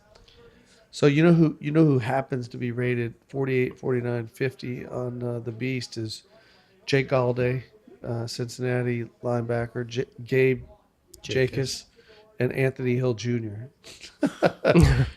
This is the most John Harbaugh pick ever for the Chargers. They took Mesidor. Okay. You mean Jim Harbaugh? Jim Harbaugh. Sorry, Chargers. I get them all. There's Jim, Jack, and John. They're all leaving. Well, yeah, aren't they trying to get? I mean, they need to get some salary cap off of the defensive line. They had what's the Ohio State? Bosa. And Bosa, Nick Bosa. Well, they need. That's another guy that hasn't signed either. Joey Bosa is still sitting out there, along with the kid, the other Buffalo Bill that are gonna, if you need a veteran, those are guys you might be able to bring in cheap to give you Cam Jordan, give you that, well-rounded defensive end and 5-6 sacks every year. Yeah, let me look at how old Mesidor is right now. Mesidor is. I think he's 25 and a half, isn't he? Yeah, well, I was thinking he turns 26 during the season. He might. It says he is 25.1. They called him linebacker. I guess that's weird. So yeah, his birthday's in April. He just turned 25. April 5th. So he's not that. I mean, he's a year, 25. probably half year younger than we were thinking. So, well, a whole half year. When you draft somebody and 25 years old, and whose position usually. Well, I mean, what you get 30 years old, 7 years out of the guy. You don't have to worry about signing. I think he's a first contract only guy, right? With your first round pick. Yeah. That's not exactly what you want. And that's the problem, right? Is like these guys, first round picks, you're getting 5 years out of them if they're that good, and then if they're 30 when their second contract hits, you're kind of like screwed because you don't want to give them a 5-year deal where they're gonna run out of gas before their contract is cuttable. You know what I mean? Yep. Yeah. So, I mean, I get it. It's a huge issue, and the problem is these agents and these family members are whispering in the ears of these kids, "Hey, take the money in college and stick around an extra year or two," not realizing that $2 million that they're hanging around for could have been an extra 20 or 30 million on their second deal that they get to quicker in the NFL. Well, in Mesidor's case, he probably would not have been a first round pick last year. He had 5.5 sacks. He had 9 tackles for loss. This year, he really took off. 12.5 sacks, 17.5 tackles for loss. 2023, he had 1 tackle for loss and 1 sack. 2022, he had 7 sacks, 4.5 the year before that at West Virginia, and 5 his first year. So he's a six-year guy. That's the problem. Yeah. He's a 6-year guy. He's a 6-year guy. These are the end of the COVID kids, along with the red shirt, right? Yeah, and he was born and raised in Ottawa, Canada. But anyway, hold that against him. No, that I was just saying, as a being a Michigander, so close to Canada. But he's got short arms. I know we jested about that earlier for a couple players, but he is he's 25 years old. He had a couple major injuries. He had, just listen to this list. From 2022, he had a right foot injury. He had to have surgery for. He had an injury where he had torn ligaments in his left foot. Required surgery in 2023. Off-season shoulder surgery.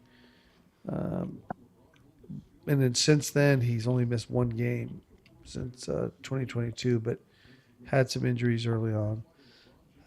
But would I like to see Mesidor's line? Absolutely. But the fact that he's 25 years old and probably a 1 contract guy, as Dan said, and I think Mike agreed with, think the Chargers could have done better here.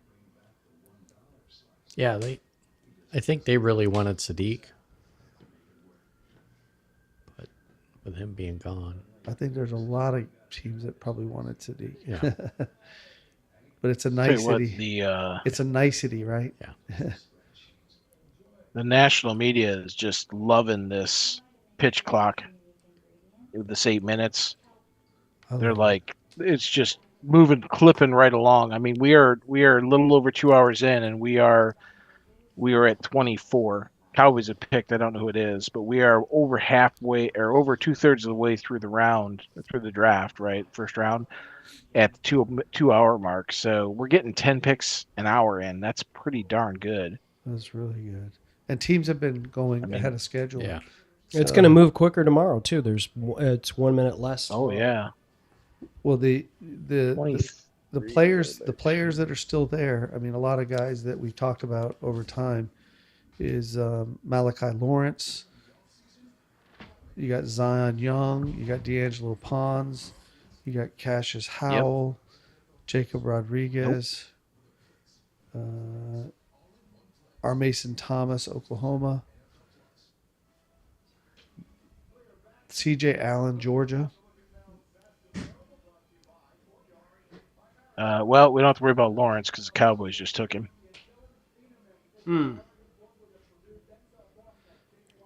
Yeah, remember we were talking earlier about their needs.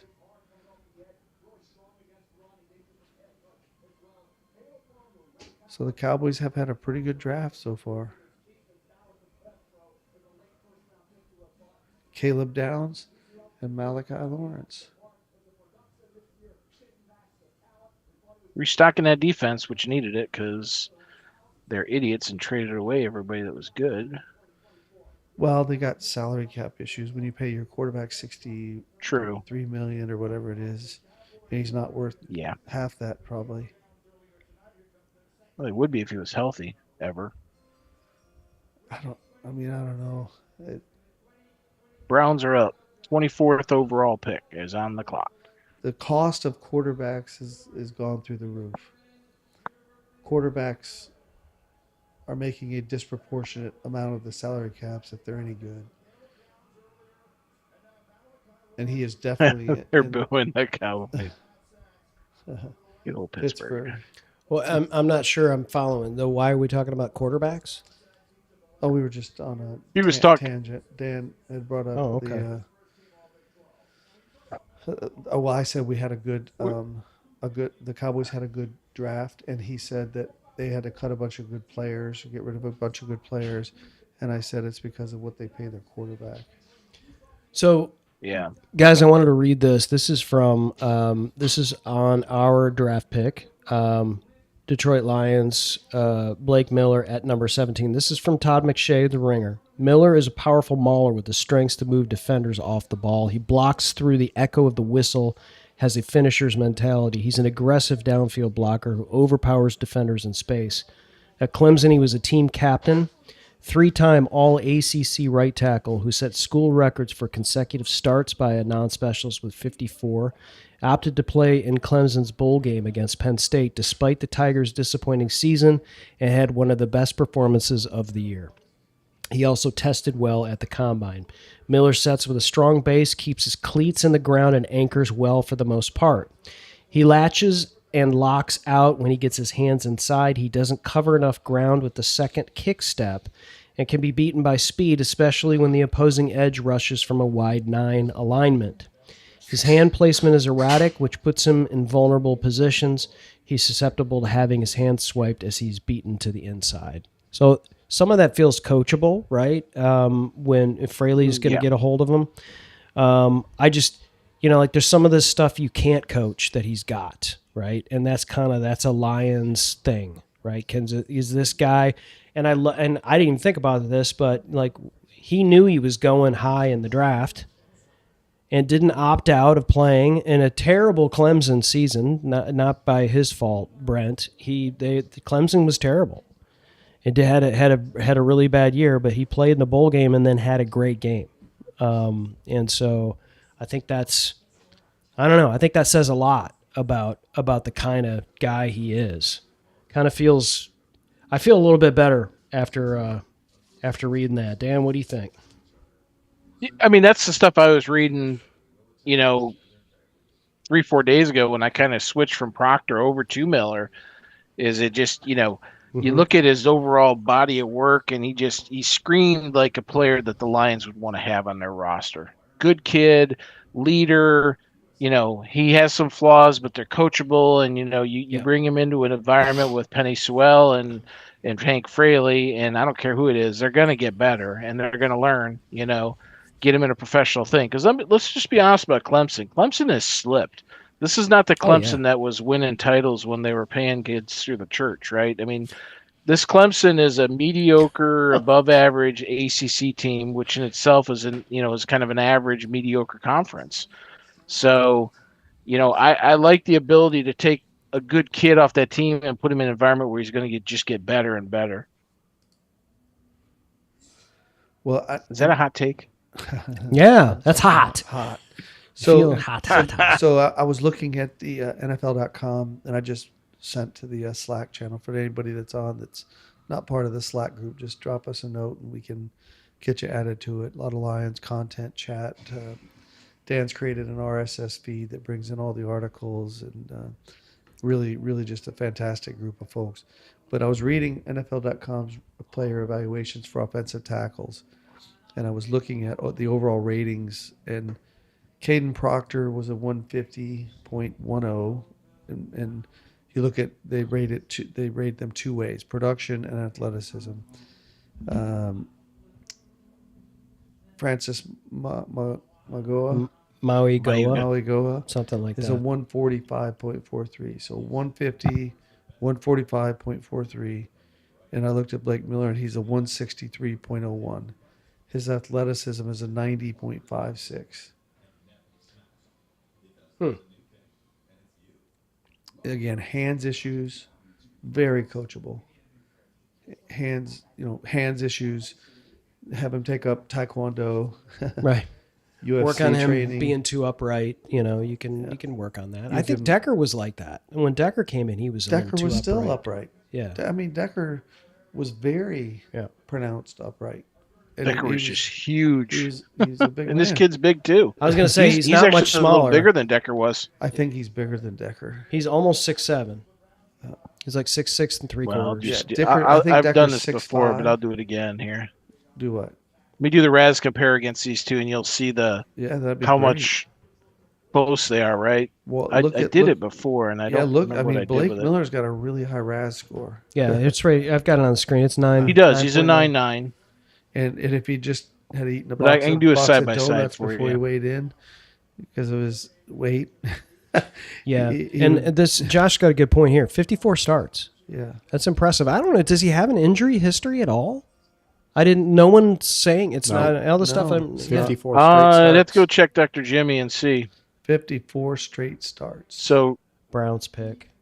There you go. That's a comparison of our prior left tackle to our future right tackle in the Zoom chat, and it's not even close. In our Zoom Casey chat. Concepcion just went to the Browns. Yeah, he went to yeah. Yes, he did. Yeah, look at Blake Miller. I meant to tell you that. You guys are Decker. talking now. So now the Bears are on the board, and they have absolutely boatloads of needs at safety after losing, literally like 15 or 16 INTs by letting their entire defensive backfield go. These dudes are a poverty program. That's not even close. They don't even have enough people. They don't even have enough money to sign their draft picks right now. They're only like a couple $100,000 off of the cap. And they need like $6,000 to sign their draft picks. All right, I'm getting this thing together here. Who did the toilet seats go after here? Well, someone was wondering if they were taking one of the safeties, because they lost both their starting safeties from last year and one of their starting corners, so it totaled about 15 INTs. So we got the comparison. I think is who they were speculating. We got the Blake Miller, Taylor Decker, RAS comparison, Brent, on the screen. Yeah, it's ridiculous how far apart that is. Look at the strength. Look at the broad jump. The only thing that Decker was better at basically was a little bit of height, and his 3-cone drill was 0.05 of a second faster. Otherwise, Miller is just a better overall athlete. He's got longer arms too than And look at the Decker, strength who Decker difference. did struggle sometimes, and look at hands bench. are close. Not Dan, look at bench, Dan. Yeah, I know. It's totally different. I mean, 2020. For 33 in a 3/4 arms, that's a lot of, back then that was 10 years ago, right? Back then those guys didn't do a lot of bench because they didn't want those guys to be super strong because they had long arms and they just need to get their hands on them. Well, now it's like getting everything, long arms and strong as hell. So Bears pick us in. is it? Yeah. It is. Josh, good point. The team captain thing. I mean, this is what they do. Leaders. That means a lot to Brad, to Dan, to these guys. It means a lot to these guys. So that's a good tell for sure. Yep, leadership, right? Yep. I think you know a little bit about that. I've met some great leaders. Somehow you led us to this place. What were we thinking? It was all for the barbecue. Man, there's some good wide receivers left too. Cooper, like Concepcion going for Casey Concepcion. He was the third guy that they had maturity questions about. So he predicts. So he was the third of the three. He predicts he's going to be in the Hall of Fame. Was he the one that wrote the letter? And yeah. I'll have to look Guys, that up. I want you. Just one more time, guys. I need you to just stare at this man's eyes right now. There's the team captain for Clemson and our number 17. My soul pick. hurts. Stare into his sunburned cheeks. That is our well. Starting right tackle right there.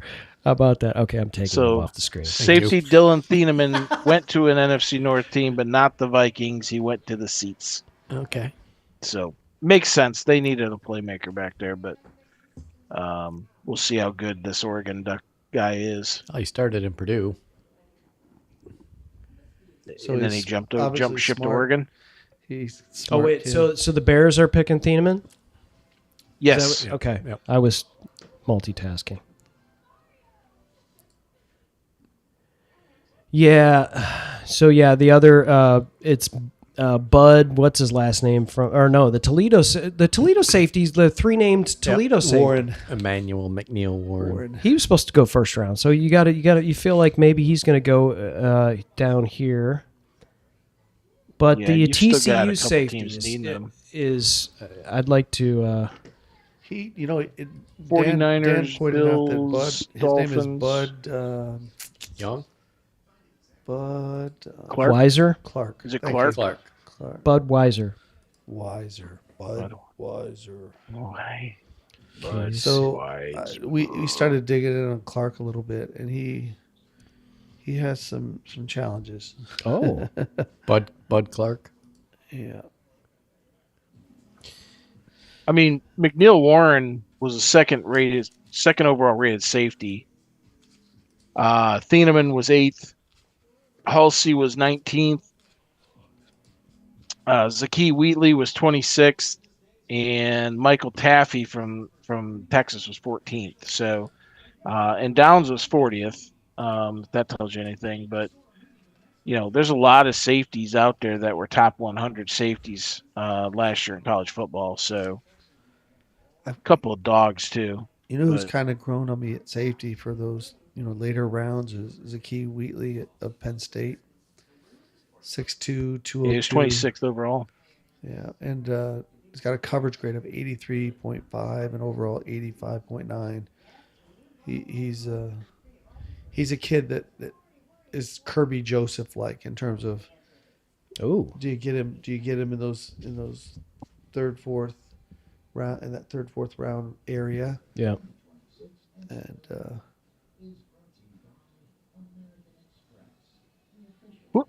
we gotta find. Brent, what's the kid from USC? What's his story? Because they got him ranked ahead of him, but his grade looks like crap.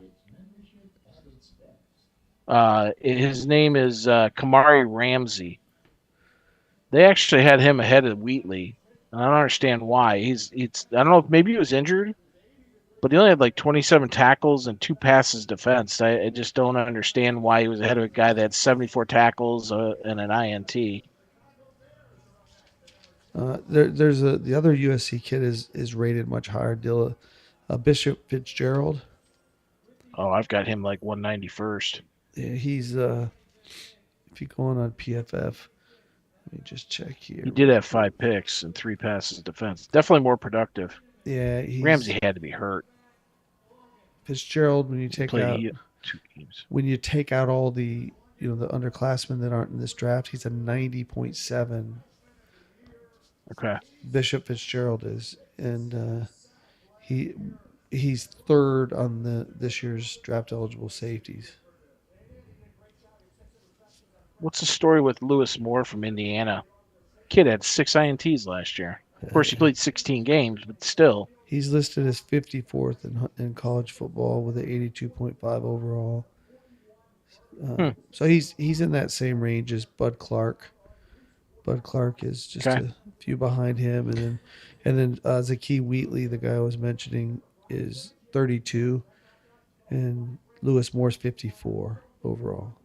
Wow, this is a surprise. Texans took Georgia Tech O-line Kalen Rutledge at 26. Did they trade? So they must have traded it with Buffalo. They traded with the Bills.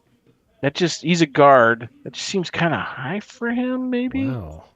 Who did but again, I guess if you need a guy, Keelan Rutledge, guard.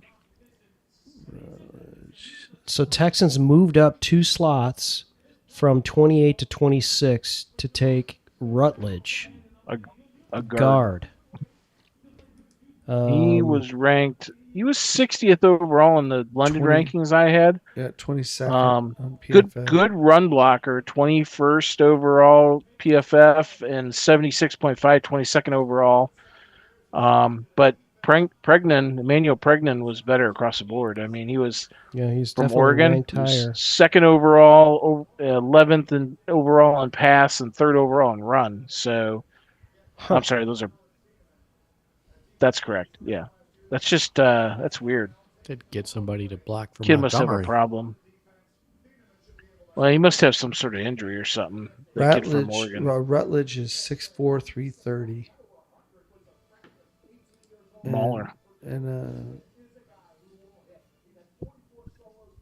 But again, he's a guy. He's another one of these 1-year guys. Is he? He was 54.4 overall his freshman year, 60.8 his sophomore year, 64. Yeah, Simon, have a good one. Appreciate you hanging with Miami. us. Take care, Simon. Miami just traded up. Oh, they gave up 30 and 90 to get 27 and 138. There you go, Simon. This one's just for you, buddy. That one there. Listen, we got a request. I'm telling you, man, that the eyes are like sweet dreams. Stare into his eyes. Sweet dreams, Simon. Simon's happy. Oh, I know who Dolphins are going for. They traded up. I bet they're going for Cooper. He's the best wide receiver left, right? Yeah. Omar Cooper. Yep. Unless has a single cornerback gone since Delane? No. I mean, they all have issues. And there's not. The other thing too is like, when's Jadarian Price, the other Notre Dame running back, going to go? He's projected to go end of the first round. That's another. McCoy's dropping like a rock. Cooper. Someone's got a lot of extra picks. Is going to burn one on him. Boston from Washington is their wide receiver. It's kind of available. That was like first round, sniffing that area. Dolphins trade up 3 spots, so they jump the Bills, then the Chiefs. So it has to be wide receiver because both those teams need wide receivers. Although, didn't the Chiefs take one earlier in the draft? Oh no, they took cornerback. Wait, so Texans? Yeah, interesting. Why do they have Houston in here? Also at 28. They traded Buffalo. They had 2 picks, didn't they? Oh, I just noticed what happened, Chris. the Texans traded with the Bills, and the Bills were still in front of the Dolphins. Yeah. And then the Dolphins jumped in front of the Bills after they traded back. It's got to be Cooper. Keon Rutledge. Yeah. Rutledge Yeah, so the Houston, Niners right? are next.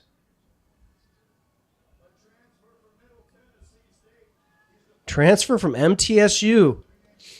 I had The Blue Raiders. Montana Yeah, State. one of my high school mates went to Middle Tennessee State to play.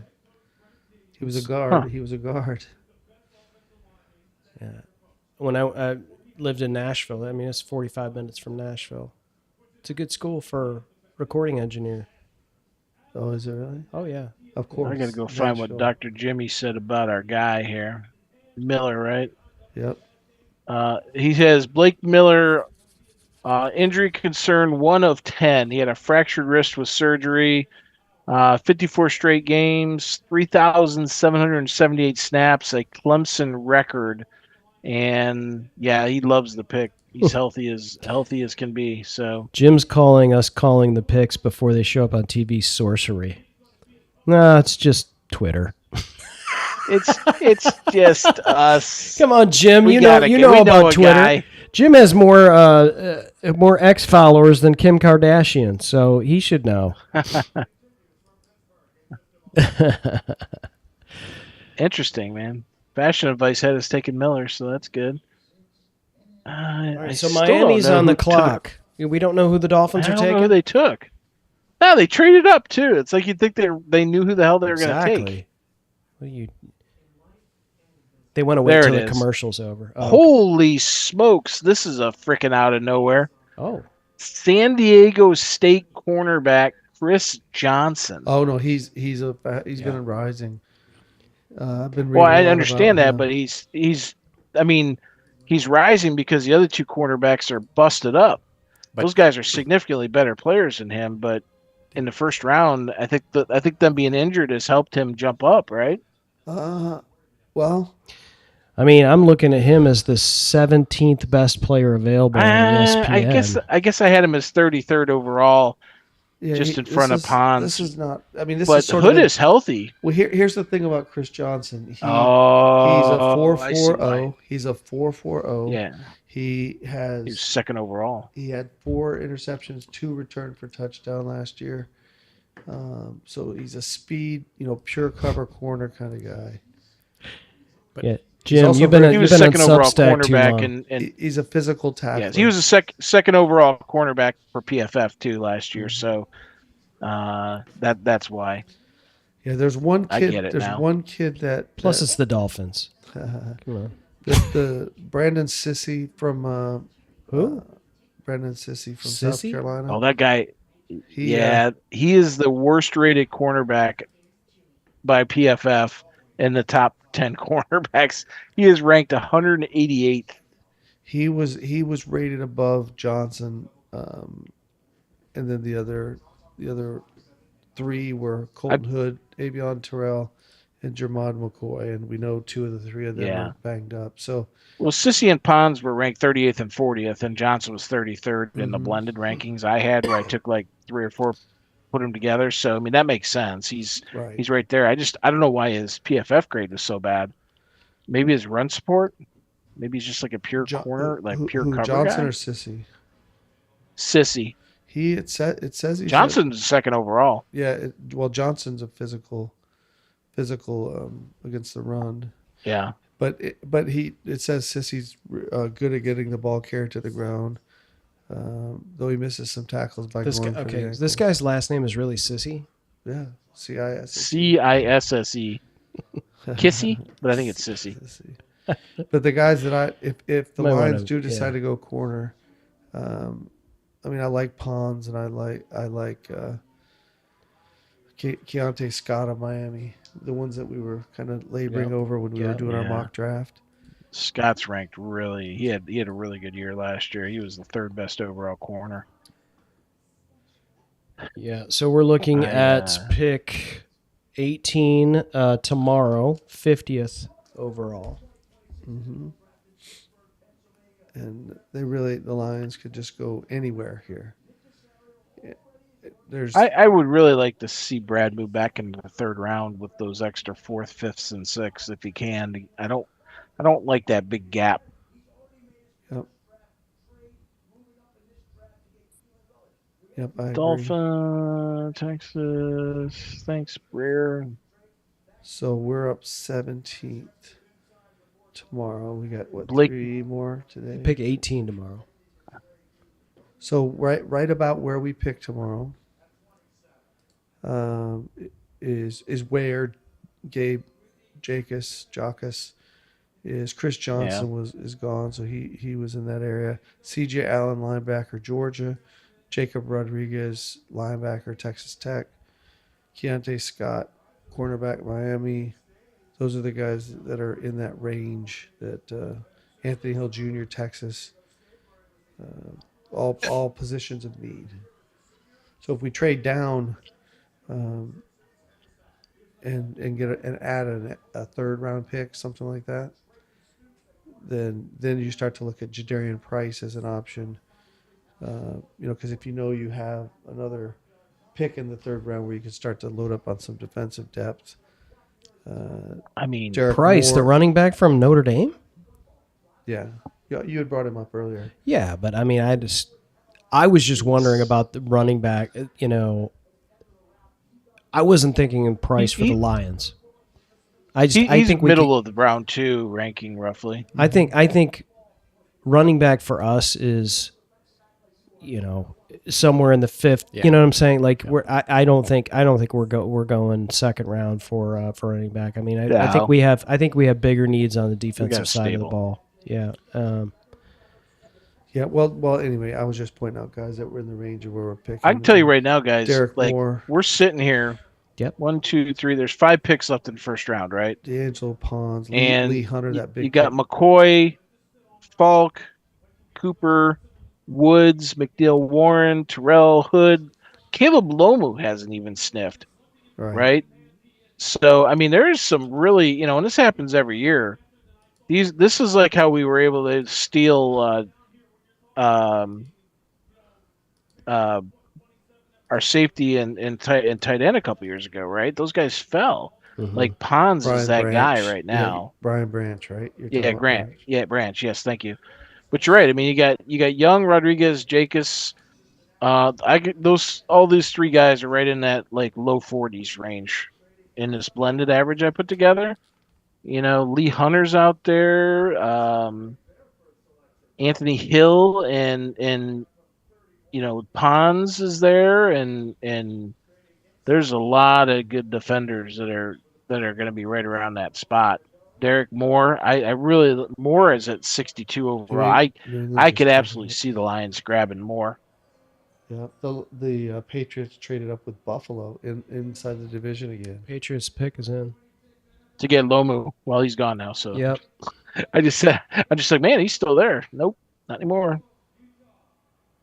Bye-bye. And they're going to get their wide receiver. They needed him because, man, if anything, they got exposed for that super easy run through the AFC when they got to the Super Bowl, and Seattle just freaking killed their line.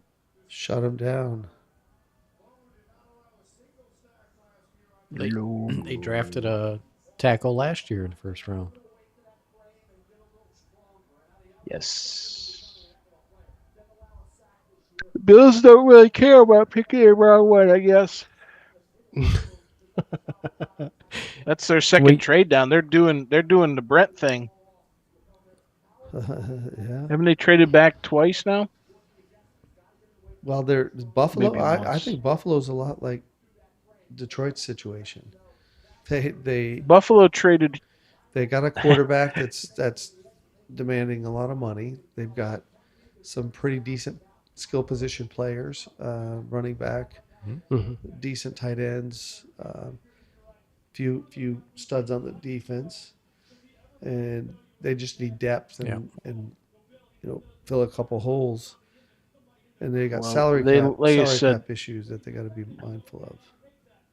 They're literally doing what you wanted the Lions to do. They started at 26, bounced back to 28, and have now bounced back to 31. all the while adding, I assume, lots of middle round draft picks as depth. The last one, they got 2 picks. Well, It went so quick. Chiefs took Peter Woods, so he's off the board now okay. too. All right. That's good player at that spot. Yep. Good pick there. Yeah, he was kind of ranked mid to high 20s. Not very productive, but well, you just plug the middle, right? I mean, that's a defensive tackle's job. He's kind of a 3-tech more than a nose tackle, though. He's not that. Yeah. He's 6'2.5", but he's right around 300. Yep. It's not like you. Has Caden Proctor been picked? Yeah. Mm-hmm. No, not yet. Yeah, he went. I think he's like a second, third rounder. The Ohio State nose tackle. Oh no, Caden McDonald. McDonald. I'm sorry. I was like, Caden Proctor. Sorry. He was like, Yeah. No, he hasn't gone yet. Now he's right now on ESPN as the top rated defensive tackle, Caden McDonald. In the 49ers have a need at defensive tackle, and they're kind of it. Yeah. So Brent, Josh is asking, will Jackus be available at 50? That's about where he's projected to go. So I mean, the rankings that I just saw have him listed at number 50. I would guess. I'm sorry, 40. He's 49 on the Beast. On the Athletics, the Beast, he's 49. You like the Beast, don't you? It's just one of the reference sites. So he is currently sitting like the 5th best edge available, but we've only seen 5 go, which is bizarre. Yeah, you feel like there's going to be a run. It's like once Cassius Howell goes or Zion Young goes or something like that. Like there's guys are going to be like, and Lawrence, even though he had a late run, he still was a bit of a reach. He was only ranked right around 49th best overall going into this draft, even though he had a late jump. But I think Falk, whatever held him back, that's really hurting him right now. Jake Galde, linebacker, could be an option as well, Josh says. Yep. Yeah. The Jets traded back into round 1. Interesting. Josh, that's one of my guys that I really like. I like Jake Rodriguez better than Galde, but Galde would be a... Oh, my God. If they do what I think they're going to do, they're fucking stupid. Who what? The Jets. If you're a team desperate for a quarterback, and what would be the shittiest, worst white trash piece of shit you could trade back in round 1 to draft as a quarterback? Diego. No, well, sorry. Who would be the second worst? Carson Beck. Yes. Because this is the 5th-year option. The 5th-year option comes into play with the quarterback. They drafted a guy who's they sent older 33 than all the entire quarterback room. They sent 33 and 179 to move up 3 spots. I mean, that's not that far of a jump, obviously. 179 has got to be like a 5th or a 6th, right? So that's really not that big they of were a going to deal. get Carson back? This is the Jets. I don't know. I'm just speculating. Okay. Just Dan I sort of picked up. He said, "Well, I mean, who else do you go back into round 1 for? There's nobody left, really. I mean, unless they really want one of these busted up cornerbacks that they're going to give them a redshirt year. You know what I mean? I mean, this is back to the discussion we were having earlier. Jadarian Price, which they have Brees Hall, Giddings Dunker, the tackle from Iowa. Just depends on what they feel like they need to fill. Dan, where did the Jets trade into? Like what? They what traded into 30th. They're on the clock right now. They took San Francisco. Chiefs have already picked. Yeah. Yeah, it's being announced. Chiefs right took Peter Woods. Yeah. Okay. They're taking the ghost of Kyle, who was a tight end they drafted that one year when they got booed off the stage. Kid from Penn State. Yeah. Yeah, the Jets coming in at the end of the first round definitely smells like quarterback. That would be really stupid. Yeah. Smells like you got a porn like star girlfriend. Multiple 3rd-round picks for wow, look at the white outfits. That's it's a white party. And he's got a green outfit on. Yeah, man. He must have known he was going to go to the Jets. Oh, 49ers. No, he's not. He's wearing green. All right, so we got a 2-minute interview between Dan Miller and Dan Campbell that I just retweeted. I'll drop it in the yeah, man. We really like him. Yeah, man. He's going to come in and compete. We really like him, man. Boomhauer. Yeah. Oh, interesting. The Jets came up for Omar Cooper. Huh. Okay. I mean, weird. I mean, okay. They must have thought he was one of the best players left. Sure. He was ranked 20th, but so was Falk is sitting there too, ahead of him. They moved up what, four spots? Is that right? Because they've been 33 to 30. Yeah. Okay. 3, 31, 32, 3 spots. I mean, again, 5th-year option, right? It's a big deal. Of course, wide receivers is going to get out of control. So that leaves us with what? McCoy and Falk is the top 2, and then McNeil, Warren, and Terrell and Hood is like the top 5 undrafted guys as of right now, with a couple picks left. Neil Warren, Avion Terrell, Denzel Bosch. And so Cooper's going to the Jets. Keldrick Falk, wow. Thought he would have been out by now. Caden McDonald, Zion Young, Cassius Howell, Colton Hood, Chase Bisantis, guard out of Texas A&M, Anthony Hill, linebacker out of Texas, Eli Stowers, Vanderbilt tight end, Brandon Sisti, South Carolina cornerback, Zachariah Branch. See what Grok has to say about this slide. Grok. Bad production for Falk, unrefined and raw pass rush, athletic measurable concerns, inconsistent effort and motor, tweener positional versatility questions. Jacob Rodriguez, number 20 overall. So a lot of things you can't coach. It's a match made in heaven. God, keep it in your pants, Kreider. All right. Josh says, would they nab the injured corner McCoy? Boy, that would be a Holmes pick, wouldn't it? Injury history. Yeah. Oh, exactly. Move him up on the board. You know who else is right there? Keontae Scott is right there. Cooper was the guy that did the crazy catch in the back of the end zone with his foot, right? It's Penn State. Yeah. Great. Yeah, that was pretty insane. I'm watching it right now, as a matter of fact. Pretty insane highlight. Fam cam. Atlanta, Georgia. We should have just popped in. Yeah. Hey, can somebody run over and pick up some varsity for carryout? I can't stand varsity. What do you have? What do you have? Tears me up. When I was young, I loved it, of course, but it's color of money, baby. So Gabe Jacas is 18th rated player available. There it is. Bam! That highlight's insane. Look at that. So we're down to the Bills and the Seahawks. It was crazy. They called it incomplete. Remember? Yeah. And had to relook at it. And it was like he was in.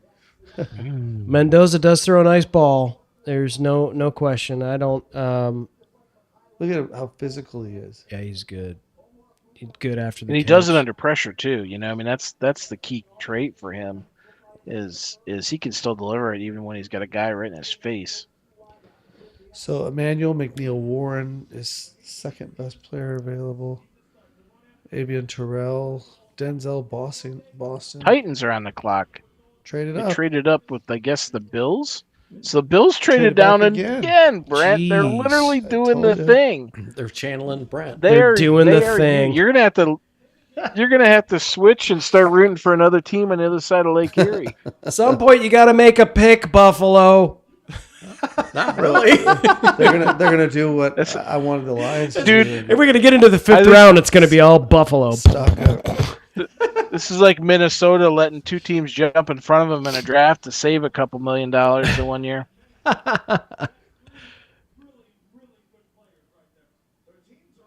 That's a pretty sick. A lot of people talk about the Jets. Bailey, Sadiq, and Cooper. And Sadiq. You got 3 first-round Where did picks the next Titans year. come Who from? who's Were their they quarterback? 4th overall? Gino. Who's their quarterback? Gino. Isn't he holding out? No. Okay. Gino's back with the Jets. Yeah. Yeah. So Jacoby the Bills, Brissett's holding out. Yeah, that's what the Bills got Jacoby Brissett. back. They gave up 31, 69, and 165, and got back 35, 66, and 101.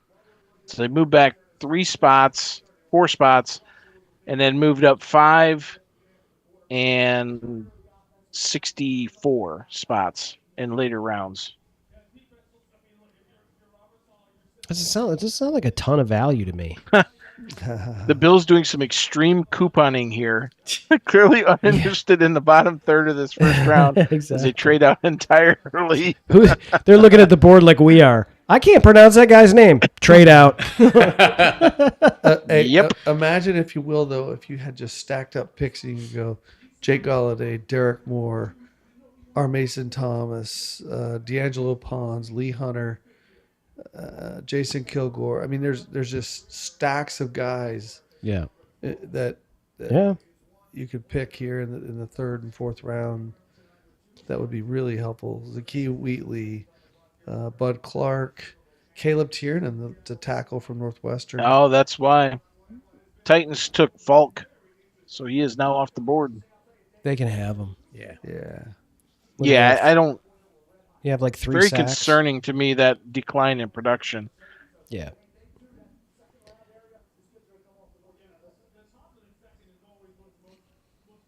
And there's still a lot of edge players too that. All right, we got one more pick here, right? Not tonight. Yeah, Seahawks are up. Seahawks. Oh, you mean in the round? Yeah. Sorry. Yeah. When you said we, I thought Yes. you were talking about the Lions. No. Yeah, well, hey, you never know, man. They could slide in. I know you're tired, but They could slide in here, pick number 32, and get Price. Oh, the Steelers got bamboozled. They thought they were getting Lemon at 21, and Eagles snuck in front of them and grabbed them at 20. Bet Seattle. That's takes the kind of Price. stuff I'm here for. I love that pettiness.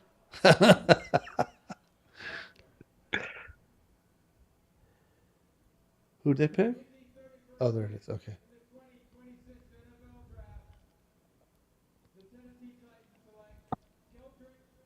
$320,000 people there tonight. That's rookie numbers. Hold my beer. Detroit says hold my beer. Detroit had 275,000 the first. They count people on the That's other it? side of the frickin' river, or what? I think so. My gosh, that dress is kind of there.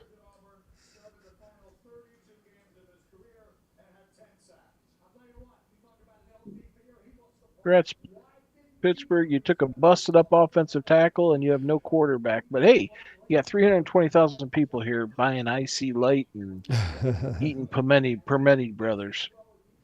Good job. Here's a good question. Who's going to get Cooper the ball? How? Geno. about that? Geno Smith. Well, he's got Sadiq and Cooper as new weapons. That's a pretty good haul. You know, along with Bailey on defense. I mean, the Jets got a nice draft to fill out some of their gaping holes. 3 first-round picks next year. Glenn's got no excuse, though. If he doesn't improve, he's gone. The Jets? Jets, yeah. Yeah. Yeah, they don't have much patience I think there in New York. And I think they almost fired him this year. much better quarterbacks coming out next year. Yeah, the next year's draft Geno? probably Yeah. is much deeper. The 18th After says 18th rated player on the board, Jacob Rodriguez, Texas Tech. I mean, this is just a message from God. You mean 18th left or 18th overall? 18th overall on the God, board. you right and now. your No. My dogged 18th, determination. Of who's left to be graded? Yeah, who's left? Who's left? He's 18. Yeah. Okay. Yeah. Zion Young is 6. Anthony Hill Seahawks Jr. made is their pick. 10th. Jadarian Price. that sounds like Gabe Jacas They is lost 16th. Kenny Walker. And Charbonnet's hurt. Karsten made a great observation, kind of what we were talking about earlier, that this is the deepest O line that that Fraley's ever had. Yeah. Yeah, I mean, if you think about it, our offensive line 2 years ago that played really well. Because we had Frank Ragnow. That's And we were exactly healthy. where I was going. Frank Ragnow was an anchor in the middle, and I'm hoping May can be similar. May is not Frank Ragnow. No, he's not. Brent breaks your heart. No, actually, I don't think so. But Seahawks took Price with the last pick in the first round. We called it, Mike and I. We were like, yeah. Was you guys Mike, the ones Mike talking called about it. Mike I heard called somebody it. talking about Price. Yeah, They lost Kenny Walker. They needed to replace that's him. That is true. end of the first round pick Yep. and fills a need. That sounds about right. I picked him in a lot of Super drafts Bowl where I winner. traded back. Yeah, Because I don't hate when that you, pick when at you all. can get you can get 4 or 5 players in second and third round, you can do something like get Jadarian Price. You can do dumb shit like that. No, I'm just Yep, kidding. yep. No, I mean it's a Well, solid pickup for them, right? yeah. It fills a need, and he's one of the better running backs. So And it helps the Lions. yeah, it does. We don't play them. Yeah, do we? because we wouldn't pick. We don't have the luxury of picking him with our second round pick with no extra picks. Come on now. Seriously? There it is. Okay.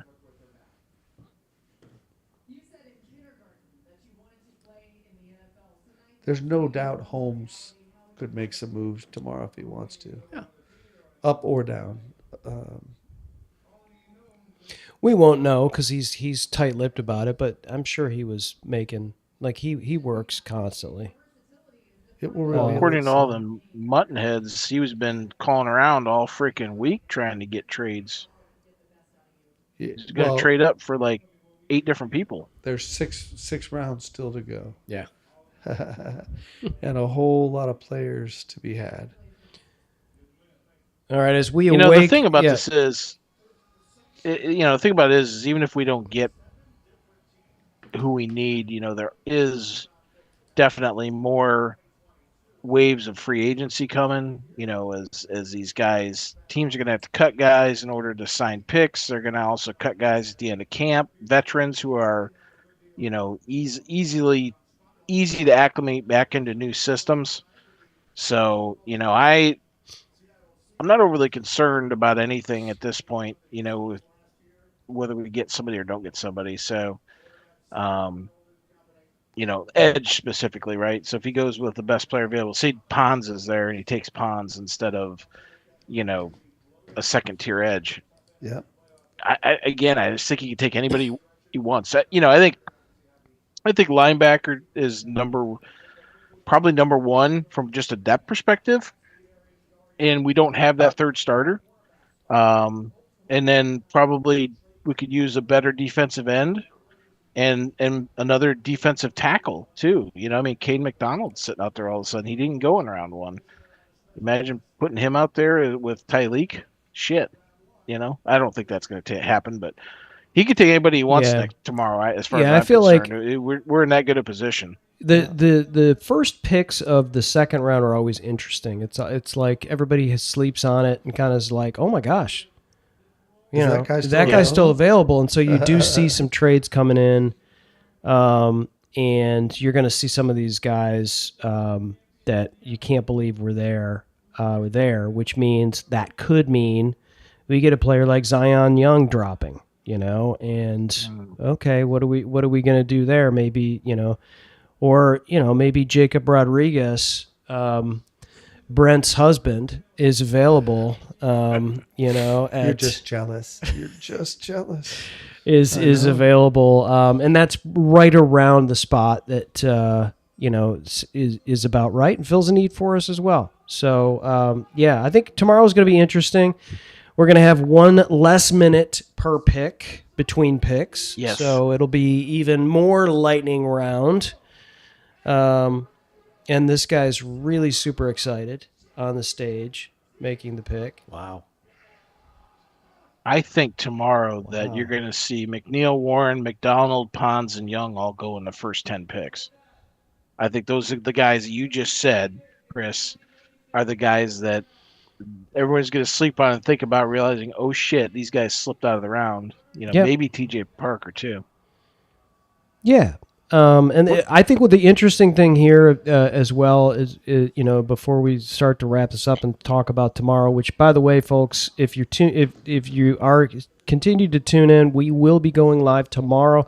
We go live a half an hour before the draft starts. The draft starts tomorrow at 7 p.m. Eastern. We'll be live at 6:30 p.m. And so join in. And who knows? We'll have some news maybe before the draft kicks off, and certainly we can jump in the chat and do all that kind of stuff. But, Jermod McCoy, we knew he was going to drop, did not even go first round. Emmanuel McNeil-Warren, another player that was just kind of shocking that we didn't see him go. Avion Terrell, a cornerback out of Clemson. Dan, you mentioned Caden McDonald. A lot of people had Caden McDonald going in the first round. Some even had Zion Young going in the end of the first round. Cassius Howell. These are all players we'd seen in mocks in people's first round. Lots of great players available. So it'll be interesting tomorrow, guys. I think... I don't feel bad about it, but I don't feel amazing about our guy, but I think Dan brought up a good point. Our offensive line got better tonight. And I think our offensive line needed to get better tonight, not just from a depth perspective. We needed better talent. And I think we got better. Younger and better. Yes. The oldest guy on our line right now is, I'm looking at the list, Sewell. Is Nice at 28. Youngest is Miller at 22, and we got a bunch of guys. Sorsdal's 26, Borum and Cochran are 27, Scruggs and Mays are 27, Barch is 27. Penny Sewell is still 25 years old. That's awesome. Manu Mahogany, 25. McLaughlin is 24. Ratledge, 25. Mason Miller, 24. Sorsdal, 26. I mean, we have a very young offensive line. Good. But there's a lot of experience on it, though. A lot of starts there. Yeah. And the guy we got just 54 starts. I mean, that's, and he loves ball, you could tell. Captain. So, yeah. The more I talk about it, the better I feel. But, you want to see him out there playing. Missed one practice in 4 years because he had wrist surgery. Unbelievable. Wrestling background. I think he's going to be a great addition to this team. And again, it's like if you can add him for 10 years opposite Penne for the rest of his career, this is what we needed and wanted. And he wore number 78, I think, Mike, in high school at Clemson, right? Mm-hmm. Yep. Give him 68. I think. No, I think 78's open. It is. 78 is open. We might as well give him 68, just to be petty, to drive that final nail. Yes, exactly. That's it. It would be therapeutic for us all, probably. Maybe 78 isn't open. Let me see. I thought it was open. That was Lacey, wasn't it? Hey, Chris. Well, he just changed. He just changed jersey numbers, though. Your partner said we're better than ESPN. Who said that? 78 is. Oh, I think Barch is going. Thanks, Barch Jim. is going to take. Appreciate you, buddy. Yeah, Lacey had it. He changed numbers to 93, I think, and Barch is. It's not been announced, but he was 78 before. It sounds like he's going to get 78. Jim, you guys got to be stoked, man. Sonny Styles. Yeah. Commander's getting Sonny Styles at 7th. Yeah. That's outstanding value. That's a guy I thought, that's number 2 right there. That player's going number 2. Or I thought Arvell Reese was going to go 2. So, all right, let's wrap this puppy up. Round the horn real quick. Let's go round the horn. Go ahead, start it, buddy. Dan is in Ohio. He gets to go first. All right, Dan. What, because I'm farther east than you guys? I don't know. Hey, you're barely in the Eastern time zone. At least I'm in, a couple hundred miles within it. Again, it's like last year with Tyleek, right? It's a necessary pick we needed this. It's the expected pick. Nothing crazy happened. We didn't give up the house to jump up to grab somebody. It's not exciting, but it's something we needed. It makes the team better. So I'm happy with the pick. I really don't see. Maybe Bain, if he was still there, would have been Tempting. an option and something we would have talked, had a discussion about. But I think Miller was the pick. Mike and I talked about before the draft how we just kind of shifted over to him, even with Proctor being gone. But even before then, we had shifted towards Miller. So I'm good. You want to go first, Mike? Sure. Yeah, I mean, it's fills a need, makes the team better. They're better today than they were when the day started. So let's see what happens the rest of the weekend. Maybe Brad can work some magic and move up a spot or two, or go down a spot or two, and we'll pick up some of that talent that's down there or at value. So yeah, better now than we started today. One of the things that I learned when I was going through leadership training in the corporate world was people tend to put too much attention on your weak areas. For example, if you are not the best communicator, and you never will be the best communicator, you could try all you want to be the best communicator, and you're focusing so much on being the best communicator, you're not playing to your strengths. You might be the best writer, you might be the best person to present broad concepts in written form. So what the Lions did was they focused on their strength. Yep.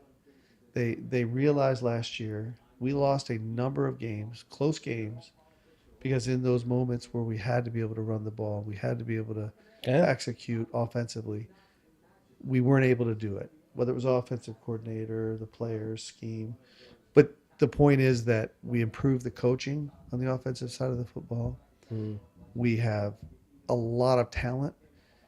Dan said it multiple times that we built depth at a position that we desperately need to be strengthened in order to be successful. And now the rest of the draft more than likely is going to be very heavy on the defensive side of the ball. And I look forward to seeing, what Holmes can do here. If we can get a couple extra picks, to move up a little bit, use a couple fourths to move into the third to get a player that we want to target at a position of need. This is one of my favorite things we do each year is get together and talk about the draft. And so appreciate you guys coming and hanging out, and look forward to the next night and a day with the draft. Outstanding wrap up. There you go, folks. Thanks for joining us. And join us tomorrow night at 6:30 p.m. Eastern. Same bat channel, same bat place. We'll join you from the Southern Command Center in Phenix City, Alabama, where the skies are dripping with blue Kool-Aid and cornbread. Have a good night, everybody. Go Lions. Go Lions. Good Lions.